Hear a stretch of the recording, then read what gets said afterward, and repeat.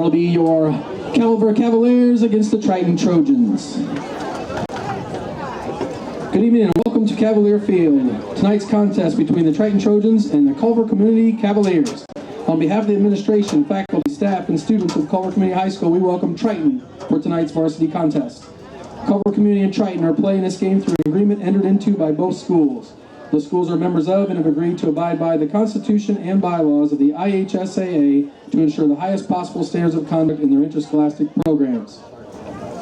The officials for tonight's contest are Robert Tashler, Joe Bobrokowski, Robert Schub, Ben Baker, and Steve Jovanovich. We ask that everyone present demonstrate an attitude of good sportsmanship throughout the contest, no matter what personal feelings or loyalty they may have toward one team or the other. Obscene cheers and throwing of objects and verbal indignity directed toward the athletes, coaches, or officials have no place in high school athletics. Any spectator not displaying appropriate conduct will be asked to leave the game. Your cooperation is expected and appreciated. Thank you.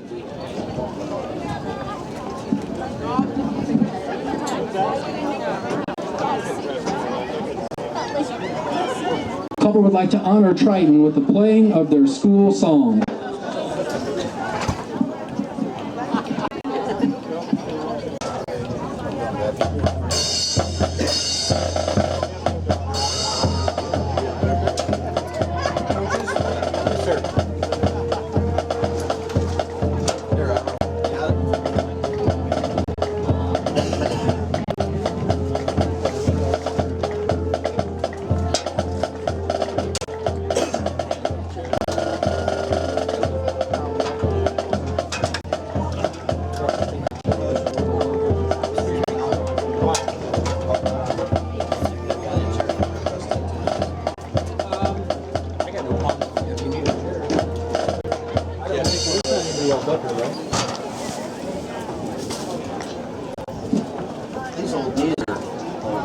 Now, Cavalier fans, please stand for the playing of our school fight song.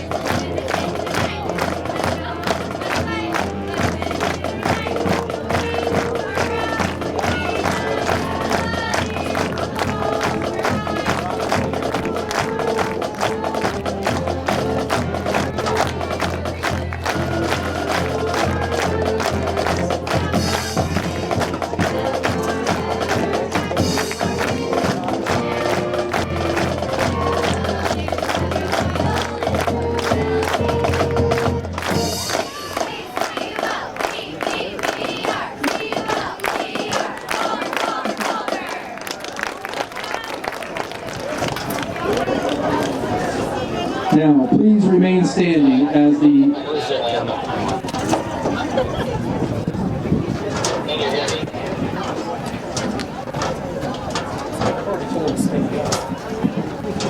flag up yet. Oops. We are having technical difficulties. You know what it looks like.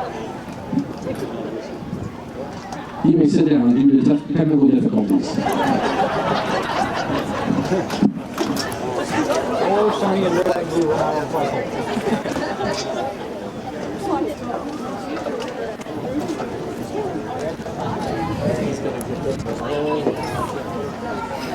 He's going to get this. Everybody look at Mr. Bear. What's that thing?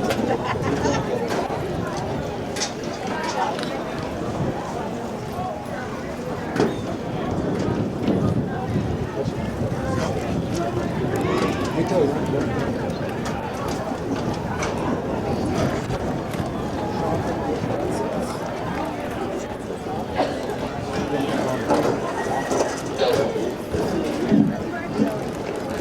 Fans, let's give it up for Mr. Barrett and the American flag. Fans, please stand as our Culver Community Band under the direction of Jason Crittenden honor America with the playing of our national anthem.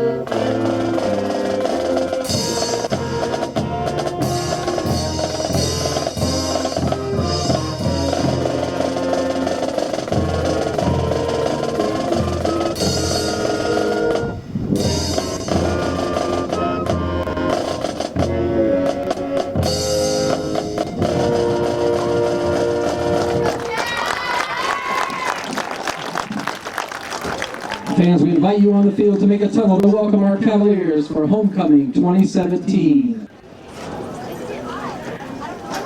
Do not forget, students, the Zahner Zone is open, located in the north end zone. Students should be filling up the Zahner Zone.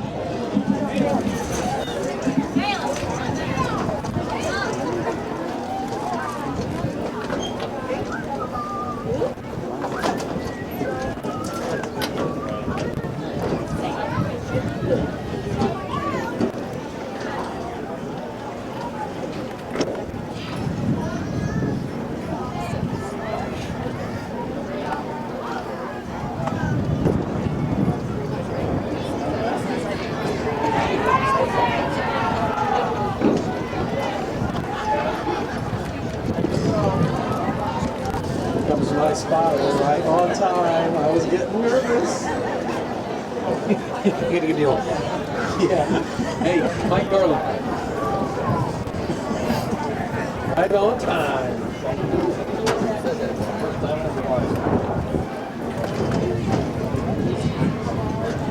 Yeah, that's great. I think Is it just the start? Oh. that's the second. Oh, I know. I've seen the first one. It's just beginning. Just beginning. Did you see the They say once you get 1, 2, 3, 4, 5,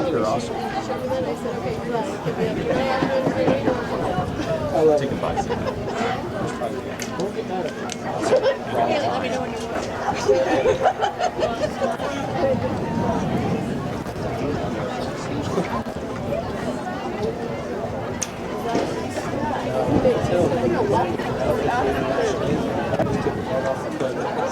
It's right on it. How's it going? Here, I got this for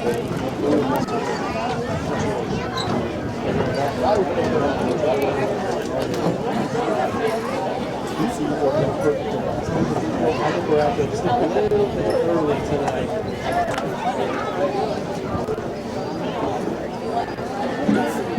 Fans, do not forget to sign up for the Papa's Pizza Kick for Cash at halftime. Make sure you sign up at the ticket booth located next to the concession stand for the Papa's Pizza halftime Kick for Cash. Also, we will be having our Homecoming 2017 festivities at halftime. You're going to want to get to our award-winning concession stand early so you can load up on snacks before our halftime festivities.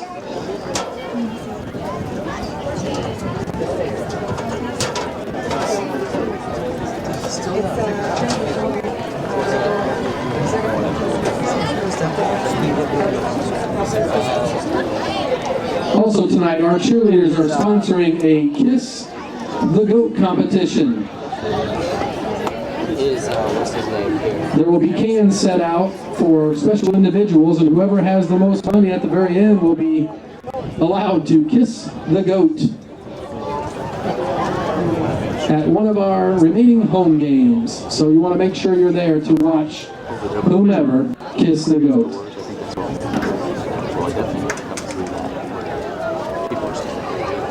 Also, our Booster Club would like to thank team dinner sponsors: One Eye Jacks, Papa's Pizza, Good Oil, Bourbon Street Pizza, Edge Mechanical Services, Jeff's PWC, Wings Etc., L&B's Country Oasis, Park and Shop, and Tim and Darlene Denton. The Cavaliers would like to thank you for their team dinners. It's much appreciated.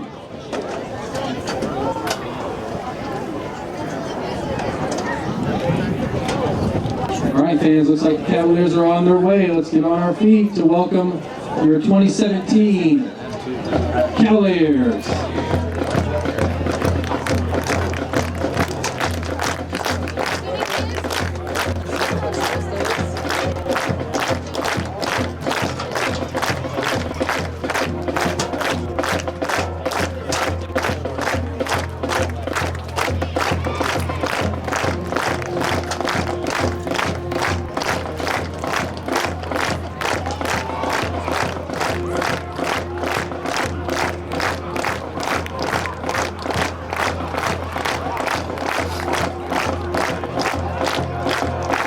Here come the Cavaliers!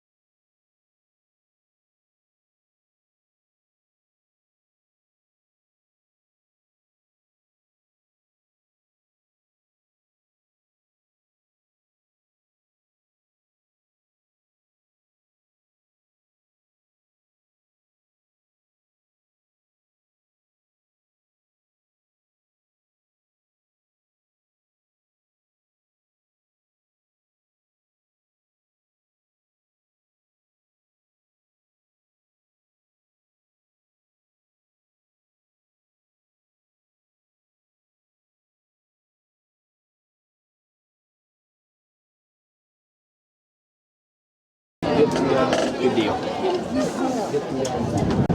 We're on at the game time. I thought it was 20 minutes. Addition one. Culver's on the toss, and they're deferring. Triton's going to receive on the south end zone.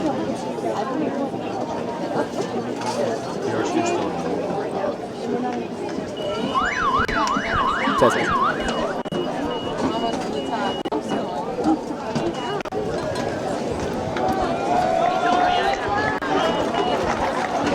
Fans, Culver community and Triton would like to observe a moment of silence for one of our tonight's crew members, Matt Flagg, who unexpectedly passed away last night.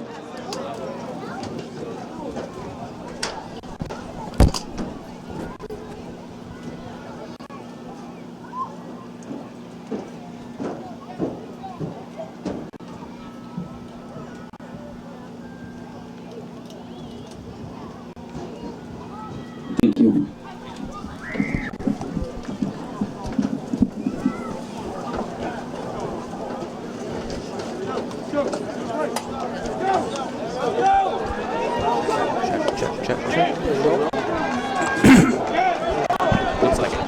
Well, hello and welcome to the TTSN. I'm Brady Creft alongside nobody as I'll be attempting to fly solo tonight in the Culver box. Well, I can add a little bit. But Orion's got the headset on, so we'll have him interject every now and then. Triton travels west in their fifth game of the season with a 3-1 record, ready to play the people on the pond here in Culver. Culver comes into this game also at 3-1 with very solid defensive outings in 3 of their 4 games. They lost to Triton and Knox 27-10 in a game that was close to the scoreboard, I'm told. The first game of the season, they pitched a shutout to number 14, Ryan Tompos. South Central, I believe, and then pitched another shutout at West Central, and then put up another 0 in one of their other games. North Justin, that was the first game of the season, rather. But they come into this game having held their opponents to 27 points total in 4 games, and Triton comes into this game needing that big offense. So we'll see how this one plays out.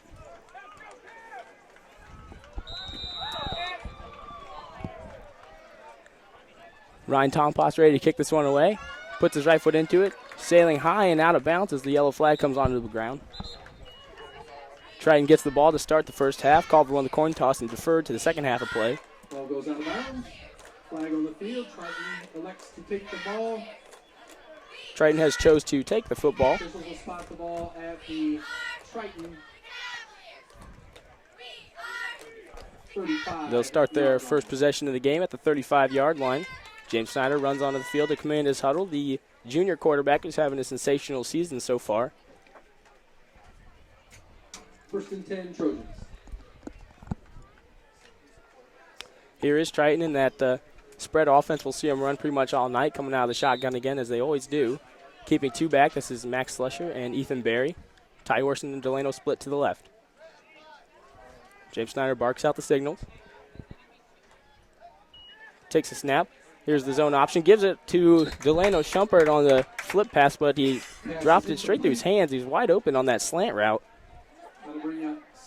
That could have been probably 10, 15 yards, but he wasn't able to wrap that ball up.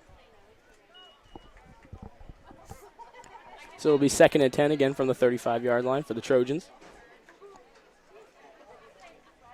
Culver's defense anchored down front on that defensive line by Marcel Sanderson, Alex McBee, the 2 big guys, seniors coming into this ball game. From the shotgun, the 2 split out to the right this time.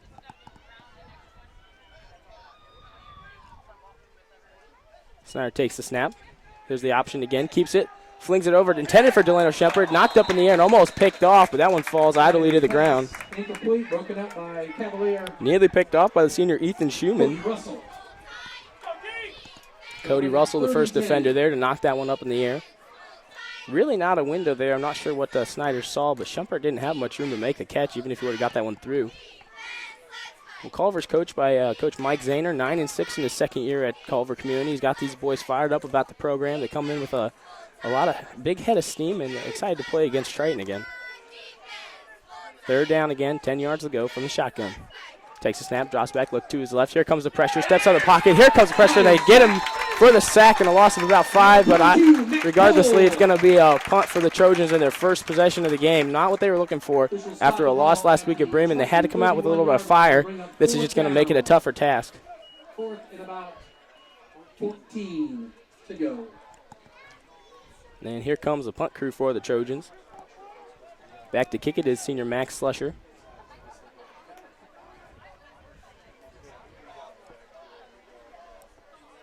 Back deep for the Cavaliers, Kia Ryle. Here's the kick, puts his right foot into it. Bounces towards the left sideline at the 40-yard line. Kicks straight up in the air. Now he'll get a few more on the roll before it's down by Lee Mullet. right around the 36-yard line. So that's where Culver will set up shop for their first offensive series of the football game. 36-yard line will be 1st and 10 Cavaliers. Now here comes this Cavalier offense, led by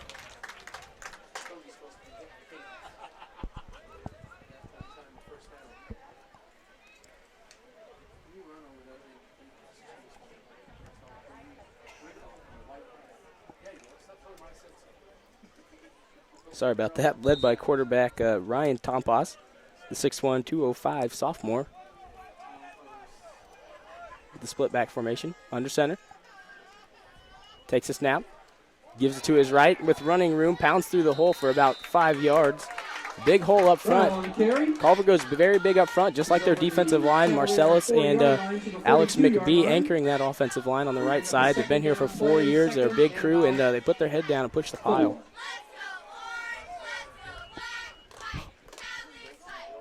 Tackled by Hilton. Be second down and about 5 yards.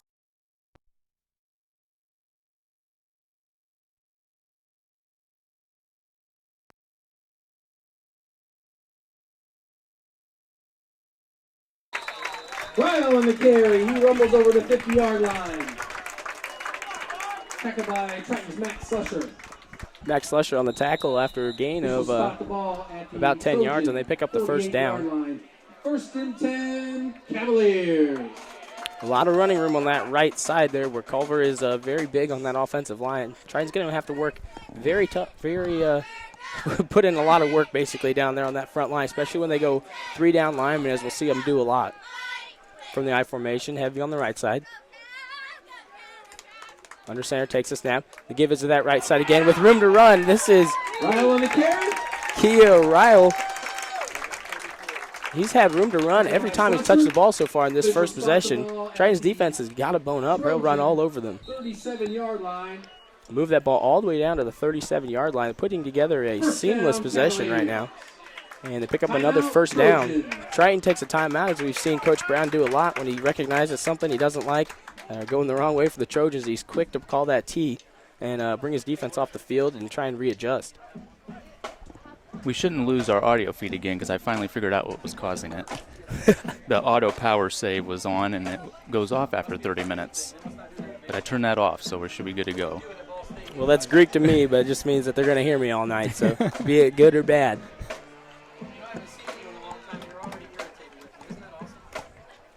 Haven't seen Culver go to the air yet. That's something they keep in their back pocket. It is there, but they're definitely a run-first team. They like to pound it up the middle. They running primarily around that guard tackle area. They haven't really gone right behind the center yet, but as big as they are up front, I'm sure we'll see that tonight.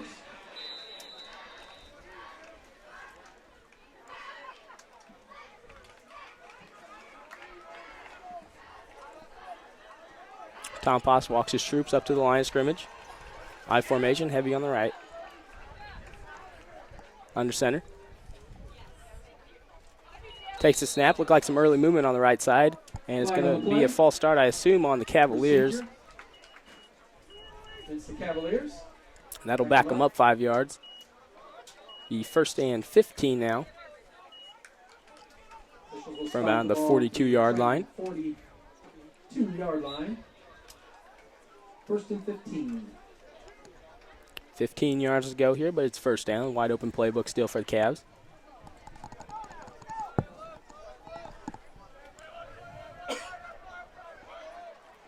Tom Paz under center. Here's the snap. Gives it to the right side. Puts his head down. This is 46. Dittmeyer on the carry. Zach Dittmeyer. Tackled by number 7. Taken down by the quarterback and linebacker, James Snyder. And number 75. Met him after about 5 yards. So back to the original line of scrimmage. Will be 2nd and 10 for Culver. On the play. Ball spotted close to the original line of scrimmage. Will be 2nd down and 10. Tonight is Culver's homecoming night. If you're not at the game, you probably wouldn't know that. But fired up to try and get a W on their homecoming night. Triton comes west to try and spoil that for them. We had ours spoiled last week, so we'll get a little revenge, I Try and guess. flip the roles this time. Under center, I formation, takes a snap. Give it to the right. This is Kalia. And taken down by Lee Mullet after a gain of about 4 yards. On the carry. Tackled by Lee Mullet. I'm going to have to ask someone how to pronounce his name, but as far as I can tell, it's Kaya Riali, the senior for the Cavaliers. Third down and about 6. Third down, around 6 yards. Left to go before the first down marker for the Cavaliers. Triton's got to come up with a big stop here. They don't want to let him put one into the end zone right after a turnover on downs, or rather the punt away. That would be a big momentum swing early on in this game. 2 split backs under center. Takes a snap. Full back up the middle. This is Riali. Ryle on the carry. Ryle, Runs rather. over the 30-yard line, close to the 20. He got near that stick where I think he's going to be about a yard and a half, 2 yards short. That'll bring up a 4th and short for the Cavaliers, and probably looking to go for it here in that dead man zone. Really no benefit to punting it away. 3 for the Cavaliers. Triton runs some beef onto the field. Matthew Hefner, the senior for the Trojans, taking over the nose tackle duties.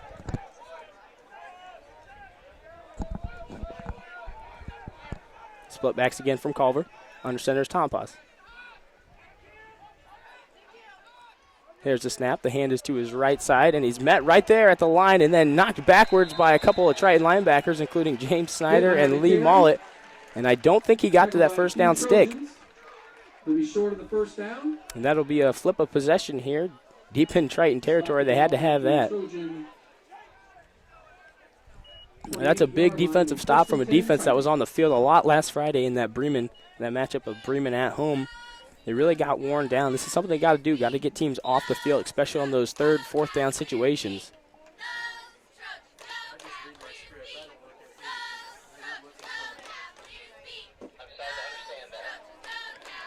Walking to the line of scrimmage is the Trojans.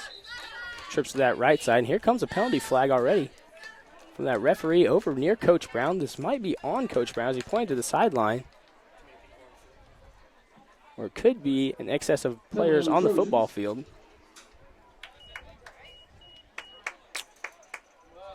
We'll back them up. Well, that's going to back us up 5 yards. That's something you don't want to do right away, is put yourself in a 1st and 15 situation deep in your own territory. But that's what they've done, so here's what they have to work with from around the 24-yard line. From the spread, trips out to the right, and the shotgun is James Snyder. Snyder takes the snap. Now he's going to keep it. Pitches it out on the left side to senior Max Slusher. Room to run, and gets to about the 40-yard line before he's drugged down by someone who's not on the roster, so I apologize for that. Officials spot the ball at the Triton 41-yard line. It's going to be to the 41-yard line. Change, 1st and 10. Triton. I think that was number 26. That'd be Caleb Jones. So he was still on there, the junior. I think that was a generous spot there from the referees, but 1st and 10 after surpassing that 1st down stick. 2 and 2 from the spread. Looks to throw to his left, nearly intercepted there, intended for Ty Orson. Kiarala got his hand in there and knocked that one to the turf. And a penalty flag on the field. Looks like they're going to get a holding on the Trojans. That's going to back them up another 5. So 2 costly penalties already on this possession. That's something the coaching staff's going to look at if this drive comes up idle. I think that backs them up about 10 yards. That might be a 10-yard penalty because it looks like it's going to be about 1st and 20. So we'll get the replay of down. Bring up a first down and close to 20 yards. Take it.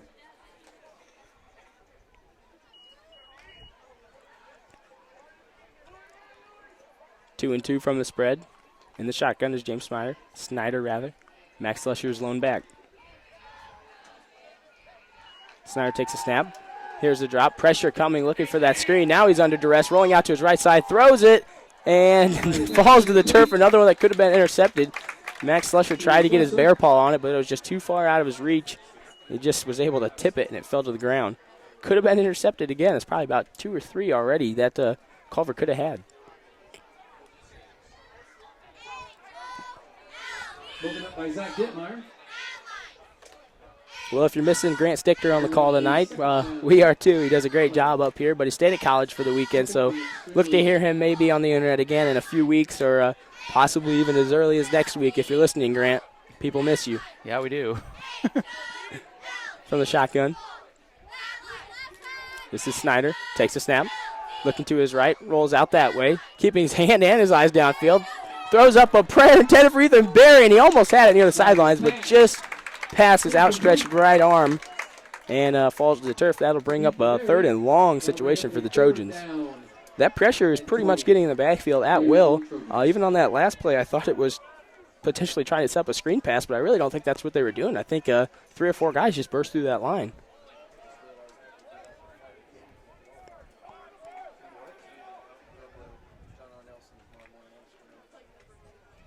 Triton's offensive line has looked pretty solid throughout their first 4 games. Not the same showing so far tonight, but I'm sure Coach Enos will have that shored up. And Coach Bragg, also the offensive line coach. Takes a snap. Quick pass out to his right. This is Ethan Berry. Makes a catch at the line of scrimmage. Not a lot to do there. He's drugged down immediately by Cody Russell. The senior was all over that one. This will spot the ball at the 31-yard line. We're going to bring up a 4th down play.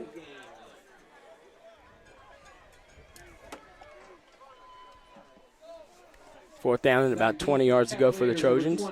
Triton hasn't had anything going on offense. They've had to punt away twice, including this one, and they're going to come off the field here. Or move it over to the right hash, rather. Slusher back to kick this one away. Here's the snap. Puts his right foot into it. Driven pretty deep, nearly over Rail's head, and now it bounces, and he'll get a chance to field it. Running to about the 30-yard line here to the 35, now to the 40, where he's met by Ethan Berry and falls forward to around the 41-yard line, where Culver will set up shop for their 2nd series of the game so far. Officials spot the ball at the Cavalier 40-yard line, where it will be 1st and 10 Cavaliers.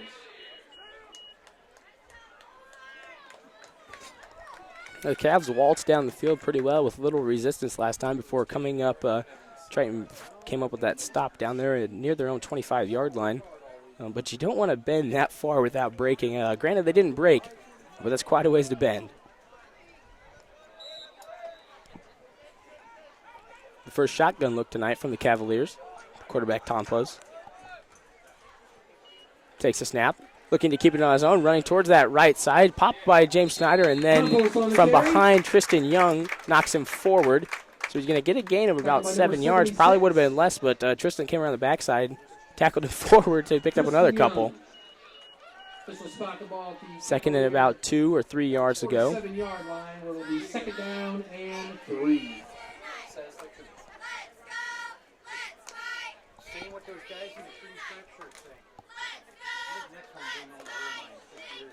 Culver marches up to the line. Again from the shotgun. Real stays back with the quarterback. Tompos takes a snap, looking to keep it again. Running towards his right side. Got room to run. Breaks one tackle. Stiff arms away another. And met by a couple Trojans. Keeps his feet driving. A very determined run there, all the way to about the 36 or 7-yard line.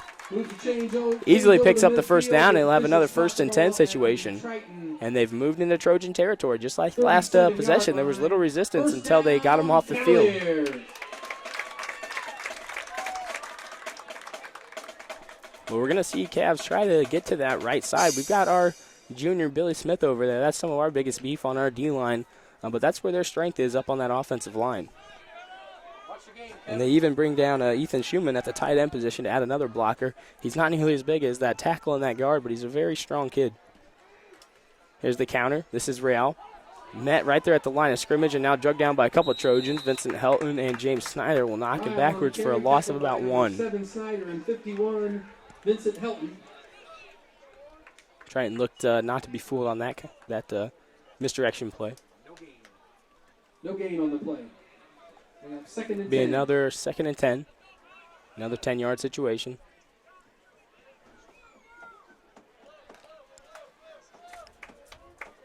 Here comes Culver. 2-line from the I formation. Under center. Here's the snap. Opens up to that right side. Gives it again to Raul. Raul is stopped by Drew Stichter. And then knocked down by a couple of other Trojans. But I think Stichter's going to get the credit on that tackle after about 4-yard gain. This will spot the ball at the Trojan 33-yard line. We'll bring up a 3rd down and 6 for the Cavaliers. Well, another wrinkle that might play into this game is the amount of subs that Triton has as an advantage over the Cavaliers. It's a lot warmer tonight for a mid-September game than it has been here in the past few weeks. But if they can't stay off the field, it's going to be it's not going to really come into play. If they can't get that defense off the field, they've been out there for quite a while this game. Tom Potts keeps to himself, cuts it back towards the middle where there's a big hole. Now he breaks a tackle, and another one breaks Caden Atkins' tackle. And Tristan Young chases him down at about the 20-yard line. So a big gain from the quarterback, Tom Potts. Young on the tackle, but there's a flag on the play. Well, he's a big quarterback, and he's shedded a lot of tackles tonight. A lot of people have just rolled right off him. They've got to wrap up. The conference here by the referees as a flag came onto that play.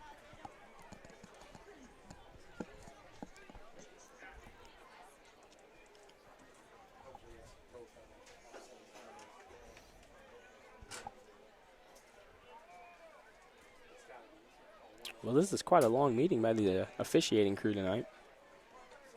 It's unsportsmanlike conduct against the Cavaliers. I didn't actually pick up on anything, so I'm not sure what the exact unsportsmanlike conduct call is going to be on or what instigated that. But they're going to back them up quite a ways. That's very disappointing for the Cavaliers after a very big gain. It's going to end up being a 15-yard loss. 3rd and long. So that's quite a blessing for the Trojans. Backed them up after what would have been a big gain deep into their own territory. Now they have them in a 3rd and about 18 or 20 situation. From the I formation, running up to the line is Culver, under center. Takes a snap. Going to keep himself, flings it out to that left side. This is Rowell. Rowell with room to run, a lot of green grass in front of him. Breaks one tackle. Flags come onto the play again, and he was stopped at about 5 yards left to go before the first down. 2 yellow flags come onto that play, so something very blatant. And we'll await the referee's decision.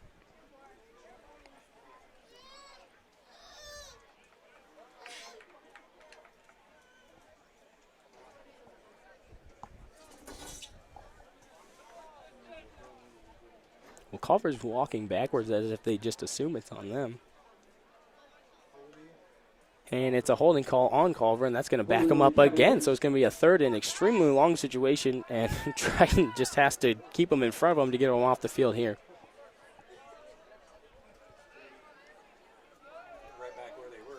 Well, Culver shot themselves in the foot there twice in a row. Trojan 47-yard line. That's going to be very frustrating for Coach Mike Zahner. Bring up a 3rd and long.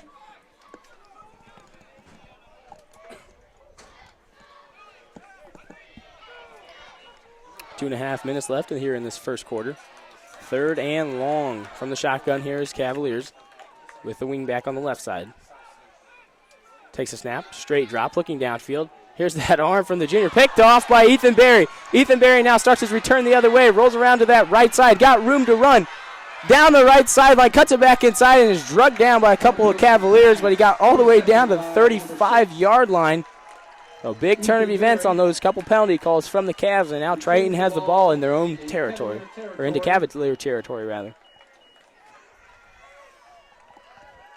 Down to the Cavalier 32-yard line. The ball's going to be spotted around the 32-yard line, where Triton will start their offensive series here. Got to punch something into the end zone.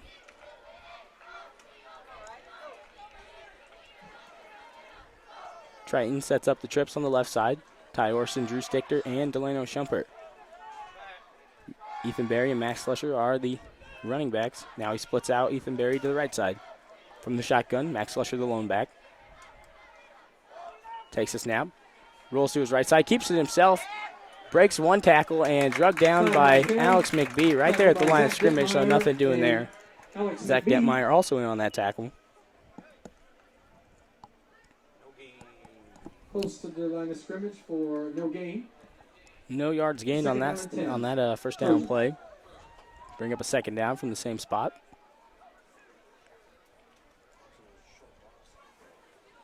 I think Snyder wanted to keep that initially and then kind of regretted his decision right away, but you'll have that sometimes. You read it wrong on that zone read, but Still second down. Two guys back, two split out to the right from the shotgun. Takes a snap.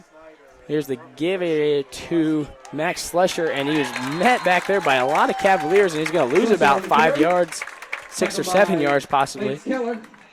Lance Keller got back there for the Cavs to make the tackle, but before that, even a lot of Cavaliers are right on top of quarterback James Snyder, and holding on the Trojans to boot. So if you're going to hold, at least don't let them get to your quarterback. Now Triton with their fair share of shooting themselves in the foot with the yellow flags. This will back them up again. Fans, do not forget to go to our award-winning concession stand located in the north end zone, just on the other side of the Zahner zone. Offensive captain Drew Stichter, obviously not appreciative of that foul call as he's chatting it over with the official. Probably not going to win you any brownie points. A long second down for the Trojans. Two split out to the left. Ethan Berry far to the right from the shotgun. This is quarterback James Snyder. Snyder takes the snap. Play action and trying to get it up the seam to Drew Stichter, but well over his head and over all of the Cavaliers defenders as well. Put way too much juice on that one.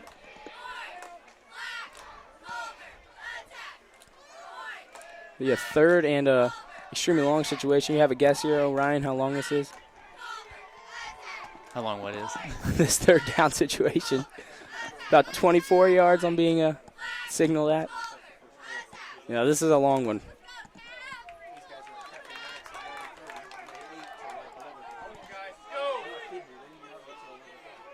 From the shotgun, Drew and Ethan Berry to the right, and two guys to the left. Swing pass to Max Slusher. Max trying to get to that right sideline, drug down near the line of scrimmage.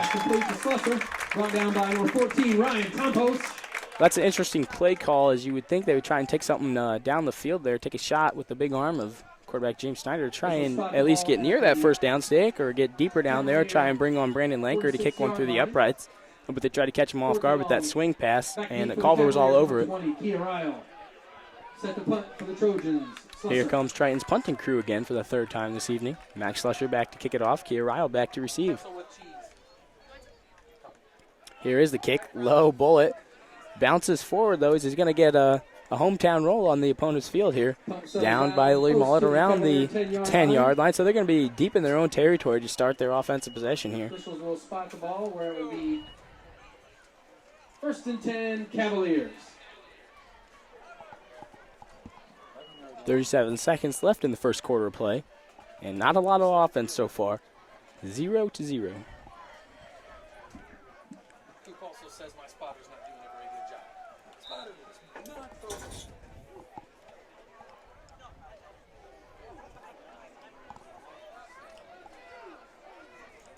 Culver breaks the huddle, walks up to the line of scrimmage. Linemen take their stances, and we're ready to play. Under center. Tom Paz takes the snap, opens up to right side. The give is to Real. Real running, lost the football. Scooped up by the Trojans. I believe that's Connor Yoder, and he falls to the ground around the 8-yard line. Triton in magnificent field position here, trying to punch this one in. Well, that was Cameron Scarberry, rather. Number 54, Connor Yoder 55, but it was 54, Cameron Scarberry, who scooped that one up, decided to run with it, and then remembered the words of coach, just fall on it if you're a lineman. So he fell to the turf and brings up a Triton offensive series. 31 seconds left now in the first quarter. Triton in incredible field position here with a first down. First and goal, no first down opportunity here. Ethan Berry, Max Slusher in the backfield along with quarterback James Snyder. Snyder takes the snap. The give is to Ethan Berry, running up the middle, got room to run, breaks a few tackles at his legs, and is drugged down. And he fell into the end zone. That's going to be a touchdown. 6 points for the Trojans, and then the first to light up the scoreboard is Ethan Berry here in Culver. Great job by that offensive front down there for the Trojans. Opened up a big hole up the middle. Ethan Berry, all he had to do was move his feet, dance a little, and he got into the end zone. Swinging gate formation. Triton's going to swing it right on over. Lanker on for the extra point. Brandon Lanker on to kick the extra point. He's had a sensational year so far. Holds down. The kick is out the way. Blocked by Marcellus Anderson. Point is blocked. Coming nearly unblocked through that front line of the Trojans. Second mark of the first quarter. It's Triton. Well, that's definitely a tough guy to block. He's very strong. Got a lot of Division I colleges looking at him. Definitely has a future in football.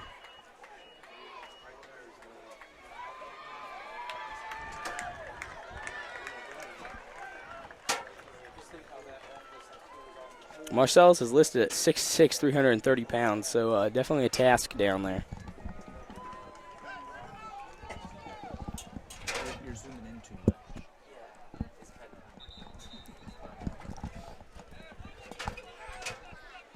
Well, the Trojans are set to kick this one away. It's going to be Brandon Lanker again as the Cavaliers march onto the field.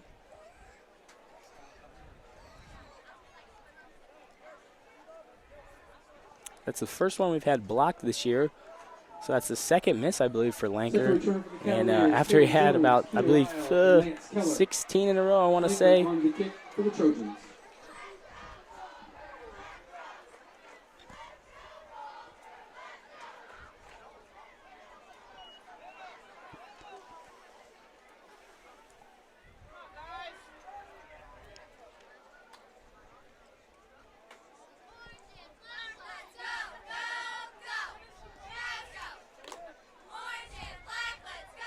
Triton waiting to break the kickoff huddle. And they will here as they run out to their spots. And Lanker steps back to kick this one away. Deep to return for Cavaliers is Kia Riel. And after the kick, a couple whistles are going to come on to stop the play here.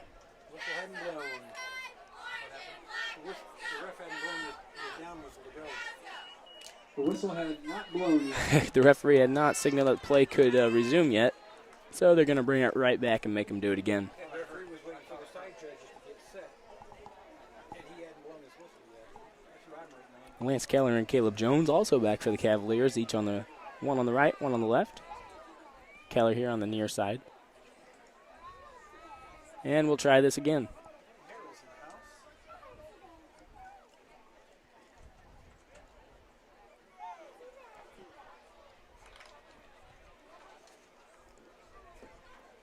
Breaking the huddle, running to their spots, and Lanker back to try this again. Gets his chop steps in, kicks it. Rather short one for Lanker, and a muff by the Cavaliers. Quite a few yellow, or orange rather, jerseys fell on that one, and yeah, it's going to be their ball. So regardless, they're going to bring up 1st and 10 for their offense. But that could have been a big miscue. It was not.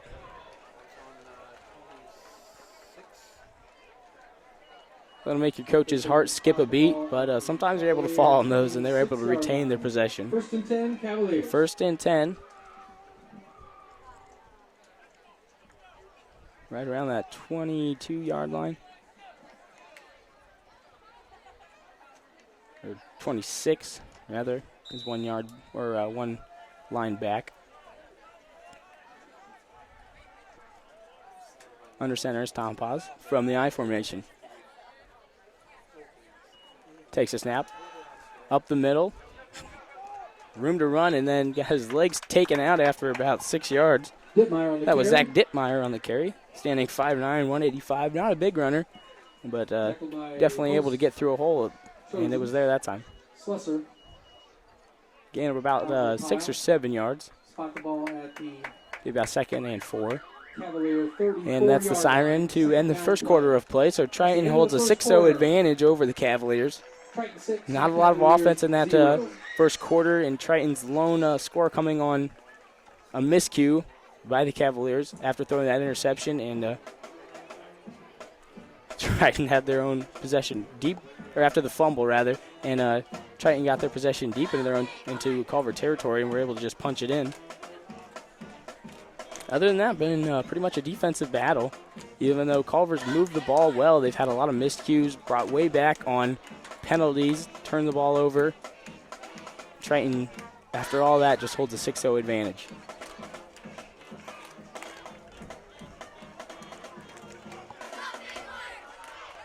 Let's hear it for the band and our cheerleaders.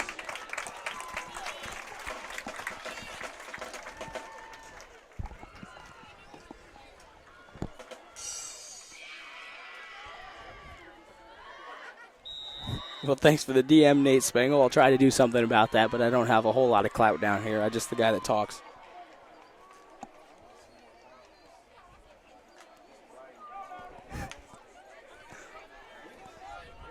Flipping the field for the quarter. Here come the Cavaliers under center. From the I formation, this is Tompos. Takes a snap. Naked bootleg to the right side with room to run. Gets to that first down stick and more before being tackled there by Cameron Scarberry and moving the chains. Spot the ball at the Cavalier 42-yard line. 1st and 10, Cavaliers.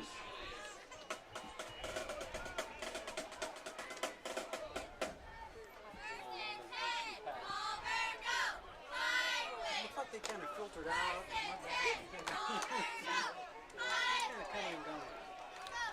Here comes Culver.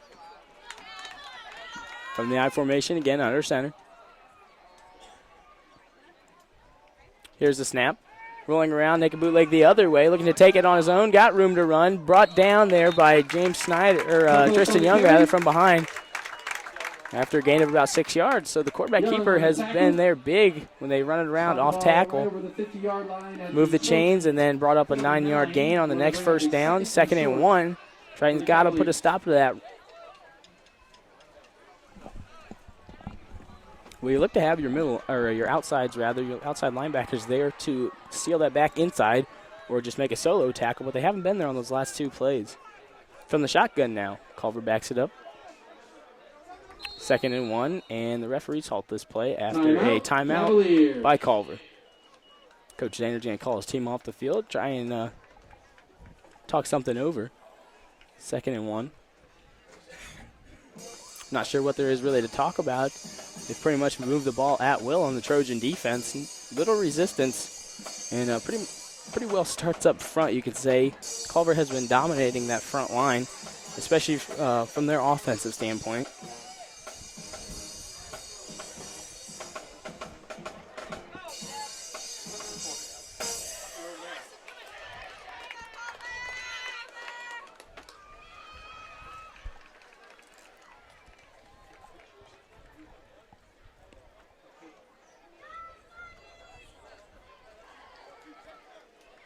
The 2nd and short situation probably sees something power up the middle from Culver. They've pretty much had all they want up that middle.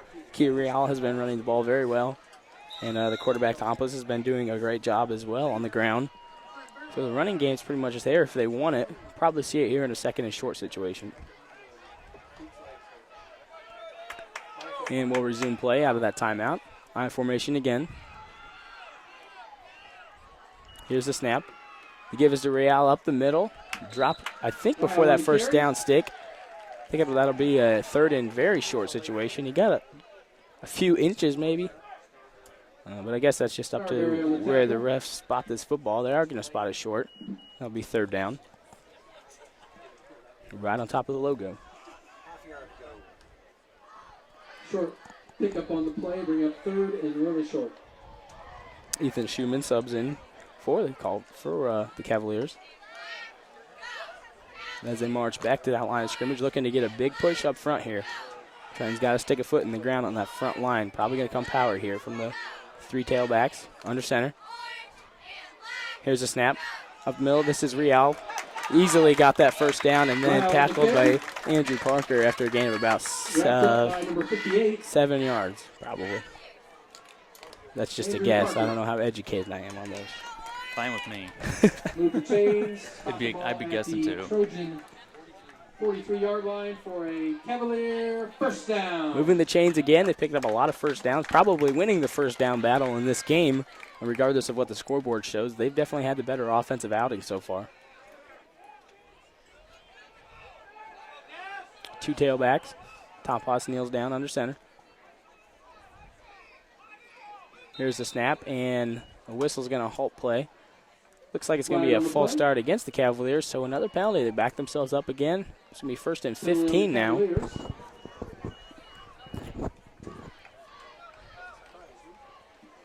Backs us up to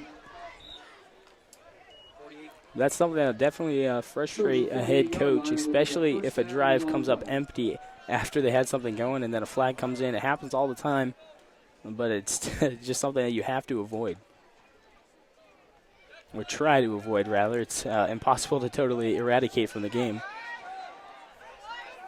Hustling up to the line now. I formation. Sends Lance Keller in motion. Flips it out to the left side. This is Kia Real running hard. Got room to run there. One man to beat is Max Slusher. Knocks him out of bounds near that 40-yard line. And I think he got back just past that original line of scrimmage away. He's probably about 3 yards past that. That's going to bring up a second and 7 yards to go, 8 yards to go. Second down and 8. 8 yards left before that first down marker. So senior Max Slusher subs off the field. Kind of landed awkwardly on that tackle, but they'll check him out. I think he'll be all right. High formation under center. Takes a snap. And another penalty flag. As this game has just been riddled with penalties. I don't know if it's the players or the referees are flag happy, but there has been a multitude of them so far. And it's tough to get an offense going through copious penalty flags. It really creates a choppy game and hard to get any flow going. 46-yard line. Second down and 13.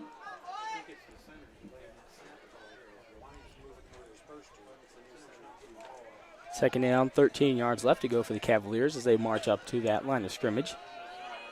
From the I formation again. 3 down on that right side, 2 on the left. Takes a snap. Fullback give up the middle, met by a lot of Trojan D linemen, and they stop it right there at that line of scrimmage. No gain. It's going to be third and around 13. This will spot the ball at the Trojan 45-yard line. It will bring up third down and 12. 8 minutes, around 15 seconds left to play in this first half. Schumann runs on the play call. It'll be a big third down. Triton has to get a stop, and that would be another drive that's halted kind of in wake of a penalty. Under center, I formation again. Takes a snap. The fake, and it's again that bootleg to the right side. This is Tompos. Got room to run. Breaks a tackle. He easily got that first down. Oh, that's a big give up for the Trojan defense. They had him in a situation that they definitely wanted, and I probably cursed it by mentioning him up here, but that penalty flag did not kill a drive. As a matter of fact, they resulted in another first down. Mullet on the tackle. Let's look. They've thrown a lot at the Trojans tonight. Kind of rolls that quarterback out with no passing option. They call it the naked bootleg. Timeout, Trojans. And he had plenty of room to run again. One man was there, but he was able to break that tackle. Like I mentioned, he's a big, physical, athletic quarterback. It's going to take a lot to bring him down, but you got to make that tackle in the open field. Timeout called now. I'll take this chance now to tell you, if you haven't subscribed yet, hit that big red subscribe button. And if you hit the bell beside it, you'll get notified when we go live each time. There you go. Or we upload a video. Subscribe to the TTSN Triton Nation. Come on now. And then you don't have to wonder when we're going to go live, because we really never know. We do our best. Well, I just show up, actually. Orion and Trent do a lot of the putting it all together, so we appreciate that. Yeah, we got here about 20 after 5 tonight. We got set up just in time. I left my house about 20 after 6.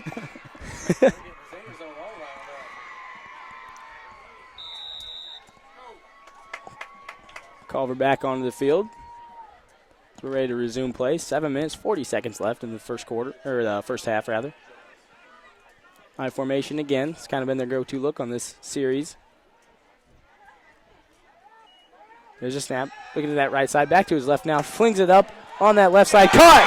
Avoids the defender and gets into the end zone for a 6th tie game right now. This place just exploded upon that reception. Danced into the end zone.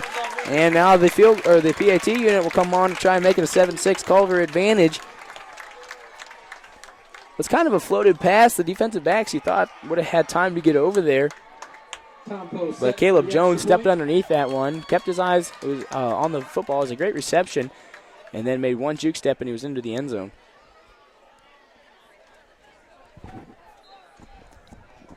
So it appears they're not afraid to throw the ball with quarterback Ryan Tompus, who steps onto the field as the PAT man here to give it a go.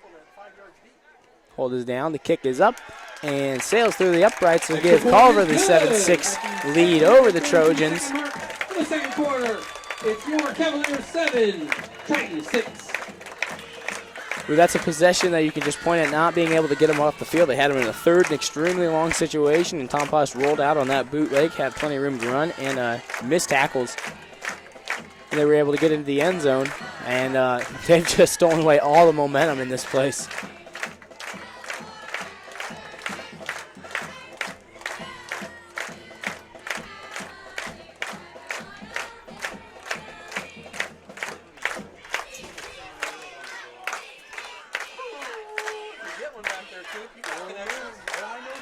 So Triton's kickoff return crew onto the field. I believe for the first time this evening. Ty Orson, Delano Shumpert set back deep to return for the Trojans. Here comes Culver's kickoff squad. Backbeat for the Trojans. Quarterback slash Shumpert, kicker. and number Tom 9, Pons ready to Orson. knock this one Set down the kick field. for the Cavaliers, number 14, Ryan Tompos.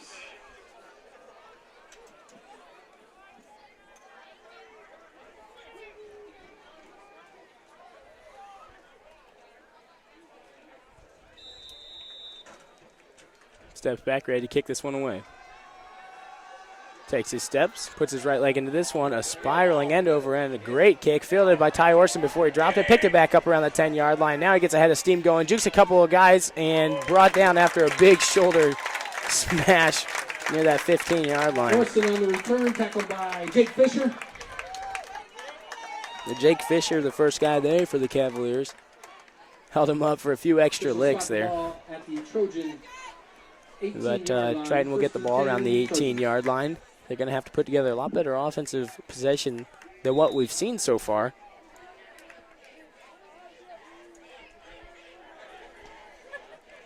And from the shotgun again, spread it out with Delano to the right, as well as Ty Orson, Max Lusher, and Ethan Berry in the backfield.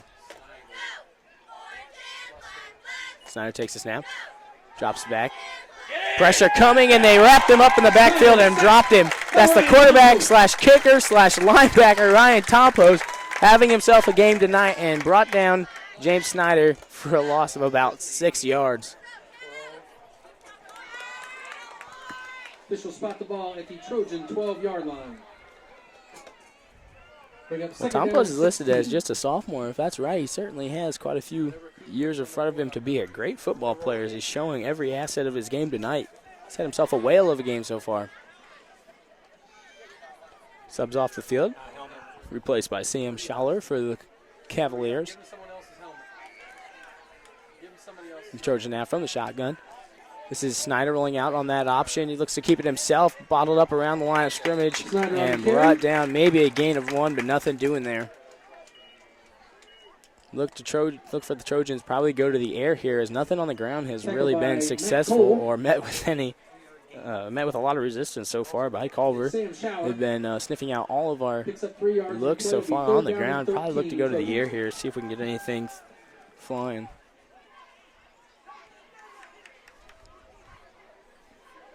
Triton pinned in their own territory here.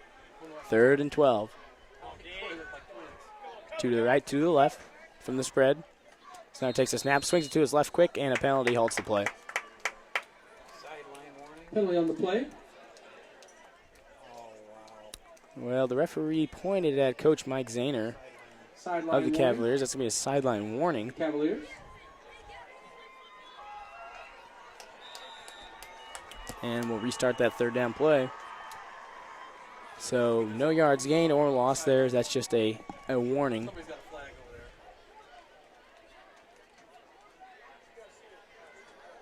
Triton marches back to the line, coming out in that same 2-2 spread look. From the shotgun.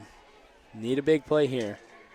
Snyder takes a snap, drops back, looking to that left side, swings it to Max Slusher. Slusher trying to make something happen, getting up that left side and knocked out of bounds. After a gain of about 6 or 7 yards, that was Max Slusher up that left side, but not nearly enough to bring up a first down. It'll be 4th and around 5-6 yards ago, and we'll probably see the punt crew here again. 22-yard line, 4th down and 6, Trojans. Well, this is exactly the type of game you wanted to see Triton avoid after their first slip on the record book last week against Bremen. You wanted to see them come out hot and on fire, but were met with a lot of resistance on homecoming night for the Cavaliers. Slusher's right foot into this one. Down the middle, in between the hashes, bounces once. Real's going to let it bounce, and Leo Mullet's going to move in to down this football. In pretty good field position for Culver as they're going to get the ball around the 44-yard line. Set up shot for the offense that has been moving right down the field. Fans, do not forget the 5:40 left in the first half of play. Kick for cash will be after our homecoming festivities.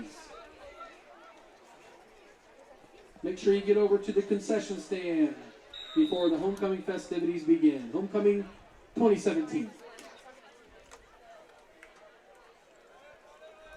Culver marches up to the line of scrimmage. The different look here as Real is in that wingback look on the left side. Under center is Tompos, takes a snap. The give is to Real, looking to get into the middle of the field. Hurdles one guy and is bottled up right there near the line of scrimmage. Nothing doing there. Sticker on the tackle. Got to appreciate the effort, though, making the hurdle over a defender before being brought down right at the line of scrimmage.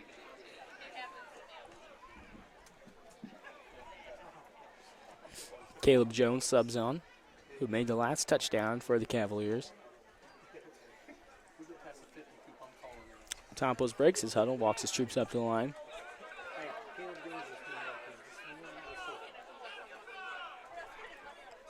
Under center from the eye again.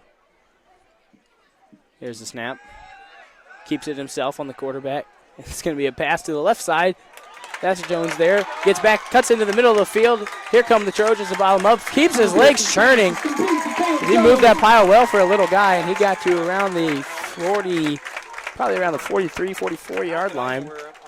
He's been very effective through the passing game tonight, making stuff happen with his feet after the catch, yards after the catch. Have been very efficient tonight for the Cavaliers. They continue to move the football. Jones kind of comes off the field limping a little bit. He looks like he's going to be all right there. Tompos now drops back into the shotgun look here. Awaits the snap, barks out the signals. Here it comes. Looking to keep it himself. Now flips it over to Rowell. Rowell looking to make something happen with his feet. A lot of green grass in front of him. And one man to beat is Ty Orson, and he got him, and the ball came out, but I think it was after the play as no one went for it. So Rowell was able to pick up about 5 yards there on that option play. Officials spot the ball. It appears Culver's got a lot bigger playbook than last year. We've seen shotgun, some wing stuff, and that option play.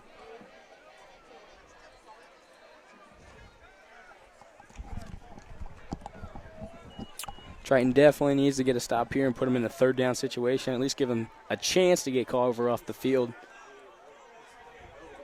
As Culver sets up in the I formation. Showing blitz. Here comes the blitz.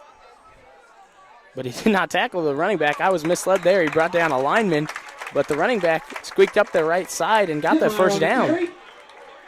Triton came with that blitz and were able to get through, but I think Vincent might have tackled the wrong guy, or I was misled in thinking that.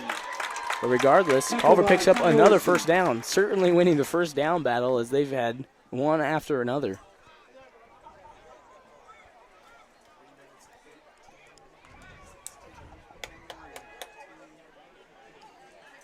Around 3 1/4 left in the first half.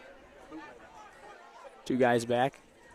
Right side wing back. Takes a snap. Flings it out to the right side and pop there. Football comes out. Jumped on by a Cavalier.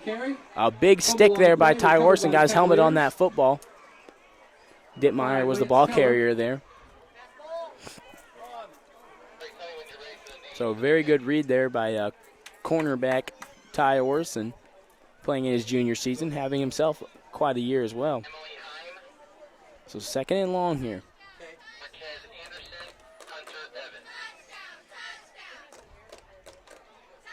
Caleb Jones runs a play in.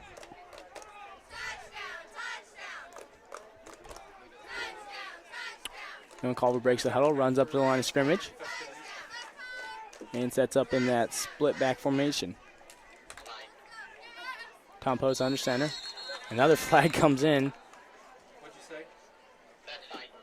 say? And this might be a timeout. Timeout, Cavaliers. The back judge actually threw a flag, but the sideline judge called a timeout. So they could have been approaching a delay of game or something like that. I'm not really sure, but regardless, we'll go to timeout here. Coach Zaner charged with, I believe, his second timeout. Fans, here are the contestants for the Papa's Pizza Kick for Cash. Culver First moving the ball contestant. well again.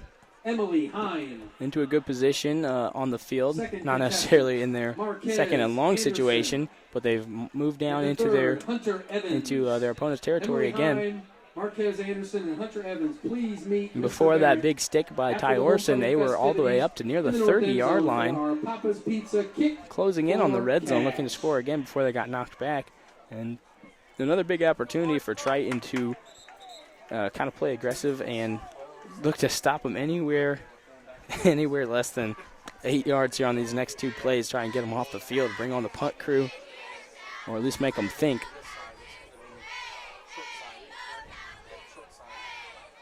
Second and long. Here comes the Cavaliers. Split back formation. Tom Post kneels down under center. Caleb Jones split to the left. Lance Keller far to the right. Under center. Here's the snap. Dropping straight back, looking to his left side. Pump fake. Fires it once. Intended for Dittmeyer, I believe, over the middle.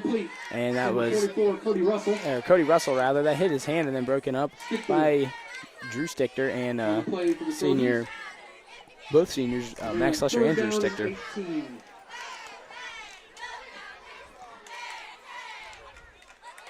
Pretty good looking arm from the quarterback, Tom Post there. Came out on a very good spiral.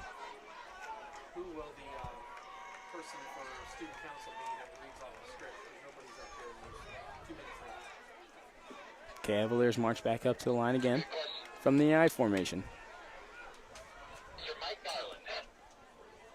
He's ready, but Tom Post takes a snap, drop back, looking to his left side, fires it up again, intended for Jones. Ty Orson steps in front of it, picks it off near the 18-yard line. Tom Post's pass is intercepted by A big turnover Ryan. by the Trojans. Had to get Ty them off the Orson. field there, and they will. And they'll take over possession here in their own Trojans will territory. Take over on their own. He's looking to get that one to Jones on the left side. There was two Trojans there. Both of them read that ball well. Slusher stepped back a little bit and let the cornerback Ty Orson sneak underneath that one. Played that one very, very well. From the shotgun, 2 men back.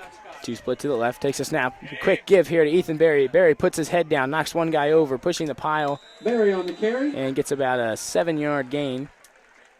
A good run, kind of the quick snap, trying to catch Cavaliers on their heels. 26-yard line. They were able to pop off about 8 yards there. Good first down play. It brings up a 2nd and short situation here for the Trojans as they break their huddle and walk back towards the line of scrimmage. 2 split to the left, 2 backs, takes a snap. Here's the option. The give is to Barry again. Barry puts his helmet down, shouldered a couple guys, and got stopped right near that first down stick, so we'll have to see where the referees spot it, and I think they signal a first down here. So they'll move the chains, Spot the ball at the and the Trojans looking to put something together here with a $1:22 left before half. 10, Trojans. Trying to run that quick or as little as possible offense. 2 guys back to snap, looking to his left side, pump fake, looking to go deep down the field. Orson is open, and he overthrew him. He had him wide open on that left side if that pass would have been there. Orson was streaking up that left sideline.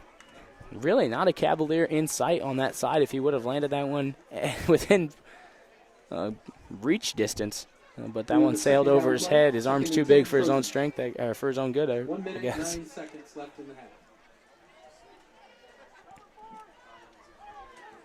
Good to know that your quarterback has that arm strength, though. From the shotgun again. 2 split to the right, 2 tailbacks. Movement up front on that line. Culver moved first, and it was then initiated a reaction from the Trojans, but offense is going to get called on that 90% of the time. Vincent Houghton on the false start. Well, that's definitely what you didn't want, but I guess you're going for the big play here regardless, so the second and long situation isn't the end of the world, but it's certainly another miscue that Triton needs to avoid.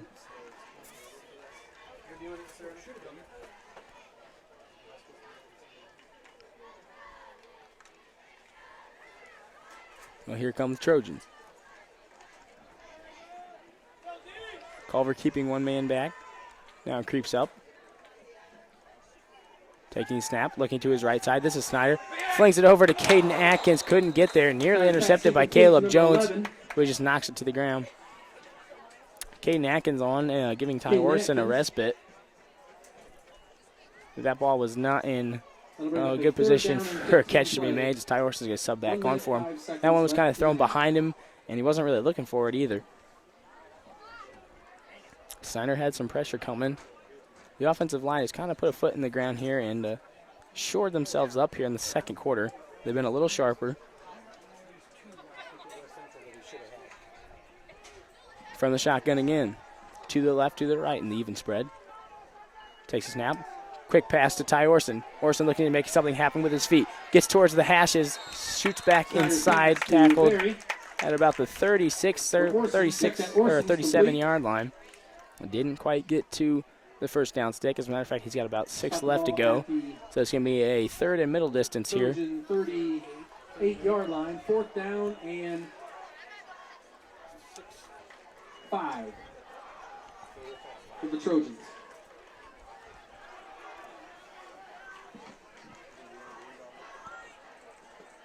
Culver needs a big stop here.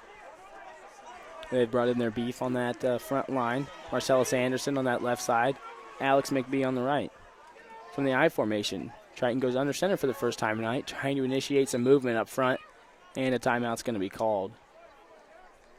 So that's something that you don't get 100% success rate, especially if you have a very disciplined defense, but you got to at least give that a shot. No harm in running on the field and trying to get a couple free yards there. But Coach Zahner has that front line well trained, and they weren't falling for that one. Anderson and Hunter Evans, please meet Mr. Barrett in the north end zone after the homecoming festivities. Fans, please stay in your seats for our homecoming. 15 seconds left in the first half. Will take place at the start of halftime. Well, I don't want to call it dull, but it's been kind of a slow first half. Yeah, definitely. 7-6 with not much offense, a lot of miscues, and a lot of yellow flags. I haven't got up out of my seat to see anything. That's certainly a good way to put it. Triton trying to make something happen, I guess, before the horn sounds. They're in a tough 4th down situation here. It's kind of that tweener distance when you're going for the big play here. 15 seconds left, so that's enough time for Culver to score if they get it back. So Triton's going to come out in the punt formation. That one's tough to call, whether you go for it or not, but they're going to punt it away. Here's Max Slusher. Bounces on that left hash. Lee Mollett to down it. And he'll stop this ball near the 30-yard line. So Culver will have about 2 seconds to try and make something happen. Stops the ball with 2.7 seconds left in the half. 2.7 to be exact. We'll see if the Cavaliers happy to go to the locker room with a 1-point lead or if they'd rather try and take something down the field as they march on.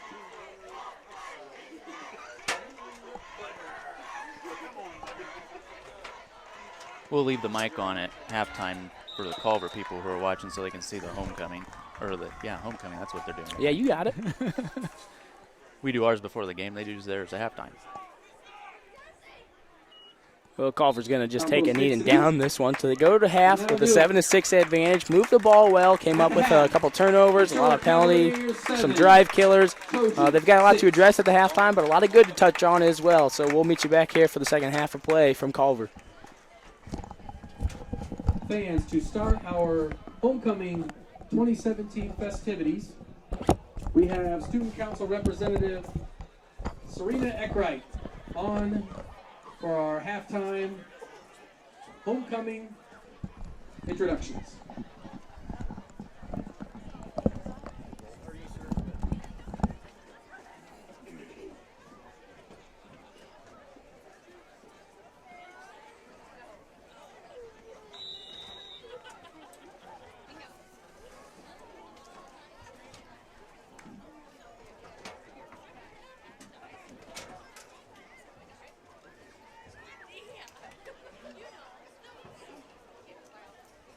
Good evening and welcome. On behalf of the Student Council, I would like to take this opportunity to welcome our students, alumni, faculty, staff, administration, parents, spectators, and the Triton visitors to the 2017 Culver Middle High School Homecoming. We hope that you enjoy your evening. Assembled on the sidelines are the members of the 2017 Homecoming Court. Representing the freshman class is Olivia Gilley. Olivia is the daughter of Aaron and Jesse Gilley. Olivia is involved in cheerleading, drama, and choir. Olivia is being escorted by Shane Stevens. Shane is the son of Mark and Delana Stevens. Also representing the freshman class is Abby Johnson. Abby is the daughter of Eric and Barb Johnson. Abby is involved in cheerleading, choir, and book club. Abby is escorted by Wyatt Ringer. Wyatt is the son of Eric and Jessica Ringer. Representing the sophomore class is Lily Hayes. Lily is the daughter of David and Brenda Vargas. Lily is involved in soccer, basketball, and cheerleading. She is escorted by John Seaburn. John is the son of Ryan and Denise Seaburn. Also representing the sophomore class is Alexandra Timmy. Alexandra is the daughter of Mike and Heidi Timmy. Alex is involved in basketball, volleyball, and 4-H. Alexandra is escorted by Hunter Mans. Hunter is the son of Mark and Karen Mans. Representing the junior class is Alyssa Bailey. Alyssa is the daughter of Emily Bailey and Scott Bailey. Alyssa plays soccer, basketball, and is involved in cheerleading. Alyssa is escorted by Austin Ottoman. Austin is the son of Dell and Marcia Ottoman. Also representing the junior class is Alyssa Kingan-Dewey. Alyssa is the daughter of David and Vashay Kingan-Dewey. Alyssa is involved in cheerleading, track, and student government. Alyssa is escorted by Trent Jones. Trent is the son of Amy Jones and Matt Wheeler. Representing the senior class for the 2017 Homecoming Queen candidates. The first representative of the senior class is Nalini Anthony Sammy. Nalini is the daughter of Andrew and Melissa Anthony Sammy. Nalini plays soccer. Nalini is escorted by Cody Rickoff. Cody is the son of Robert and Marcy Rickoff. Also representing the senior class is Riley Lout. Riley is the daughter of Dave and Becky Lout. Riley is involved in FFA, student council, and a freshman addiction leader. Riley is escorted by Luke Schaller. Luke is the son of Dan and Stephanie Schaller. The third class representative is Tracy Linvall. Tracy is the daughter of Bryce and Alicia Linvall. Tracy plays soccer, softball, and is a member of National Honor Society. Tracy is escorted by Peyton Lowry. Peyton is the son of Shane and Bridget Lowry.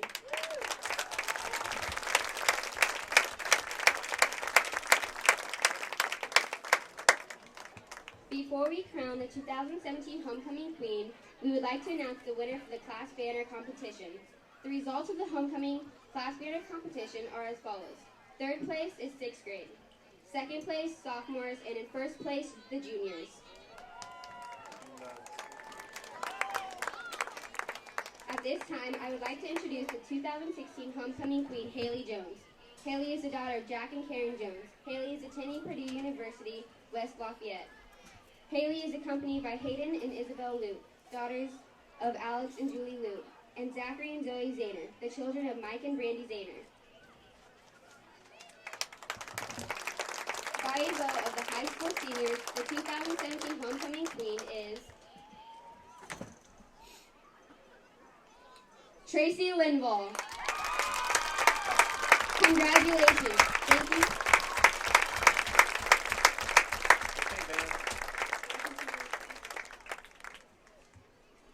Congratulations. Thank you to Mr. Browder for graciously escorting the Queen and her escort around the track. The Student Council wishes to thank everyone involved in the 2017 Homecoming Week festivities. After the game, there will be a middle high school dance until 11 p.m. for Culver Middle School high school students. The cost is $2. Have a safe and enjoyable weekend. Thank you.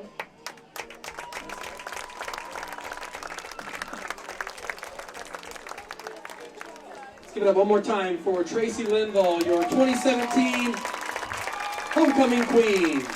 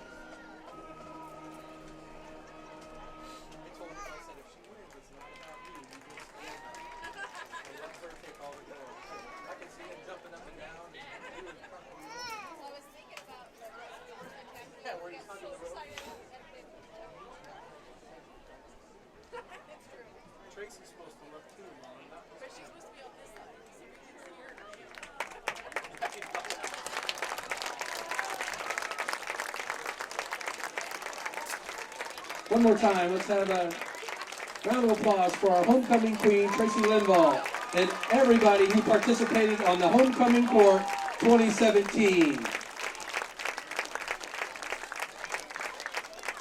And now it's time for the Papa's Pizza Kick for Cash.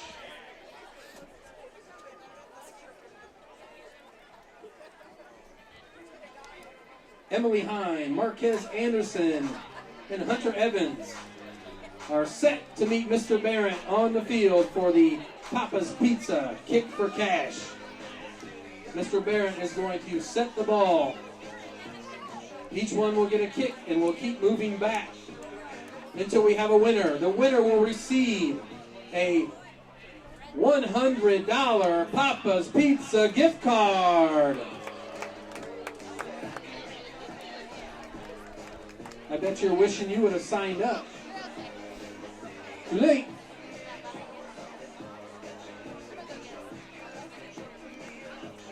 Be nice to see Mr. Barrett try a kick just to show him how it's done. But I don't think that's going to happen.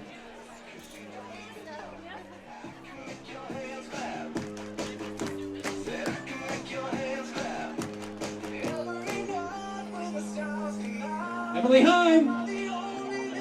It's up and no good. But way to cheer for her.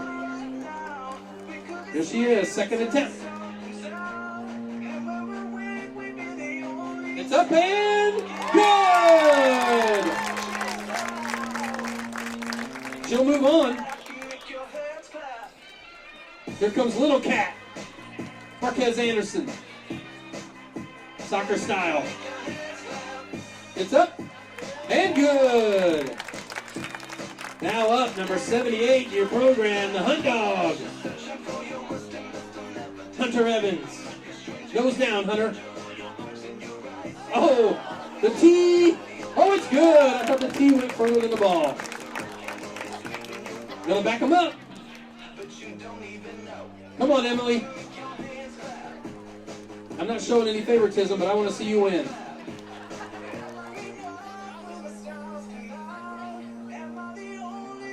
There we go. He's going to back him up. Emily Hines. It's up. And good! Little Cat, number 54. You're going to have to split that with your brother, and he can eat pizza. It's up. And good. Oh, knocked somebody out in the back of the Zahner zone. Be careful in the back of the Zahner zone. Catch the ball. Here comes the Hunt Dog. It's up. No good. Wide right. Make the correction. Hunt Dog up. Second attempt. It's up. Left, wide left. All right, that'll do it for the Hunt Dog. Emily Heim up.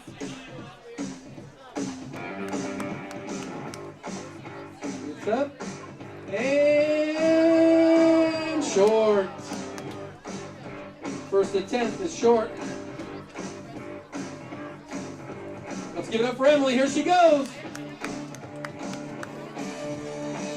It's up. And short. All right, Little Cat. A lot riding on this Little Cat. Can he do it? Oh, heavy. Pockets were too heavy. Let's see if it works. It's up. And good. Let's give it up for number 54, Marquez Anderson. Your Papa's Pizza winner for the Kick for Cash $100 gift certificate to Papa's Pizza, voted best pizza in the state of Indiana. 30 years running. Fans, second half coming up.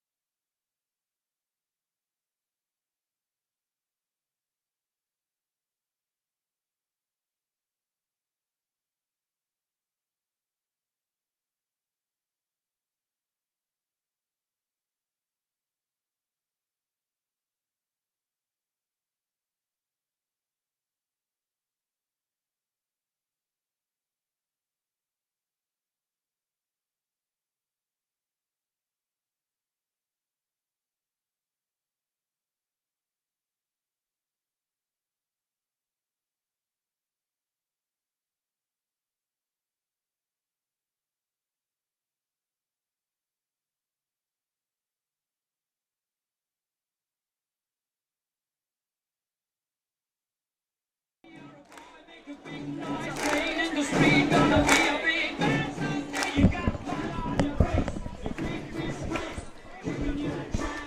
welcome back to TTSN as you rejoin us from Culver as we're set to bring you second half action here from the Lake area. Culver up 7-6 over the Trojans here. Triton after the coin toss. Culver deferred to the second half, so they'll get the ball to start here. Lanker drives his right foot into this one. A nice kick to about the 10-yard line where it's fielded. Now here comes Culver, looking to get to the middle of the field as they do. Popped once, keeps his feet churning, and he's finally spun down around the 35-yard line where they'll set up their first offensive series of the second half. Wiggins on the tackle. That was Nathan Riggins of the Triton coverage team to make the tackle. 31-yard line. And here come the Cavaliers, led by quarterback Ryan Tompos, who's had a great first half so far, defensively, offensively. Kicking the football, he's pretty much done it all, just a sophomore. See what they have in store for us as we start the second half of play. Battle's got to be won up front. That's where Triton got beat the most in the first half. They come away only down one, but they got to improve there in the second half. From the I formation, two split out to the right. Here's a snap. Up the middle. This is a big hole across the 50-yard line. Oh, it's Kyle Real from the first half. We called his name a lot, their number one option. A big hole, as I just mentioned, up front on that offensive line. They opened it up, and Real was able to exploit that all the way down to about the 49-yard line. So into their own opponent territory here. Well, right at the start of the second half, that's not what you want to see for the Trojan defense. You go from that same I-form look here with two split out to the right. Takes a snap. Give to Real again, looking to get to that right side, and he will. Now he's grabbed by Tristan Young, spins him around, held him up for a few other Trojans, and taken down after a gain of about 5 yards.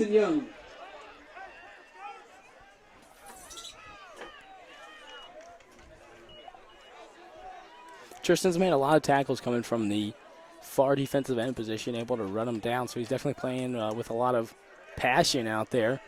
But you also want to see your defensive end making plays right there at the line of scrimmage. Culver with a new look here. Give to the right side. Real sidesteps a guy, now finds a hole up the middle and picks up the first down, tackled around the 28-yard line, or rather the 31. I'm going the other way. And Stichter. Drew Stichter there to make the stop after you move the chains. That was pretty much the theme of the first half for Culver. They continue to move those chains, pound the ball down the field, right down the middle, right down Triton's gullet. And they look to do that here in the second half as well. 3 in the backfield here for Cavs. Takes snap. Give again to Real off the right side. Sidesteps a guy, room to run down the right sideline, keeping his feet in bounds for a few steps and then knocked out by Max Lusher. A yellow flag has been thrown onto the turf. Looks like it's going to be a holding against Culver, so they'll back themselves up again. Something we saw a lot of in the first half.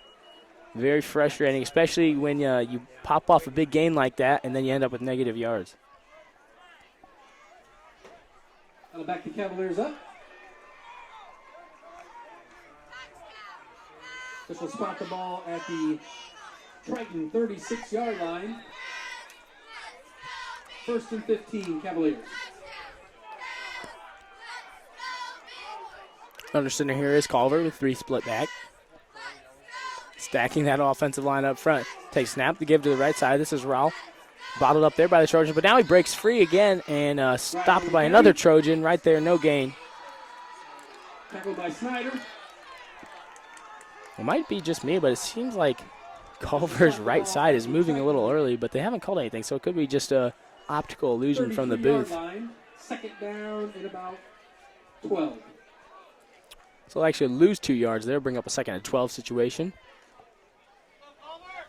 Tom Post marches his troops back up to the line of scrimmage, coming out in the same look here.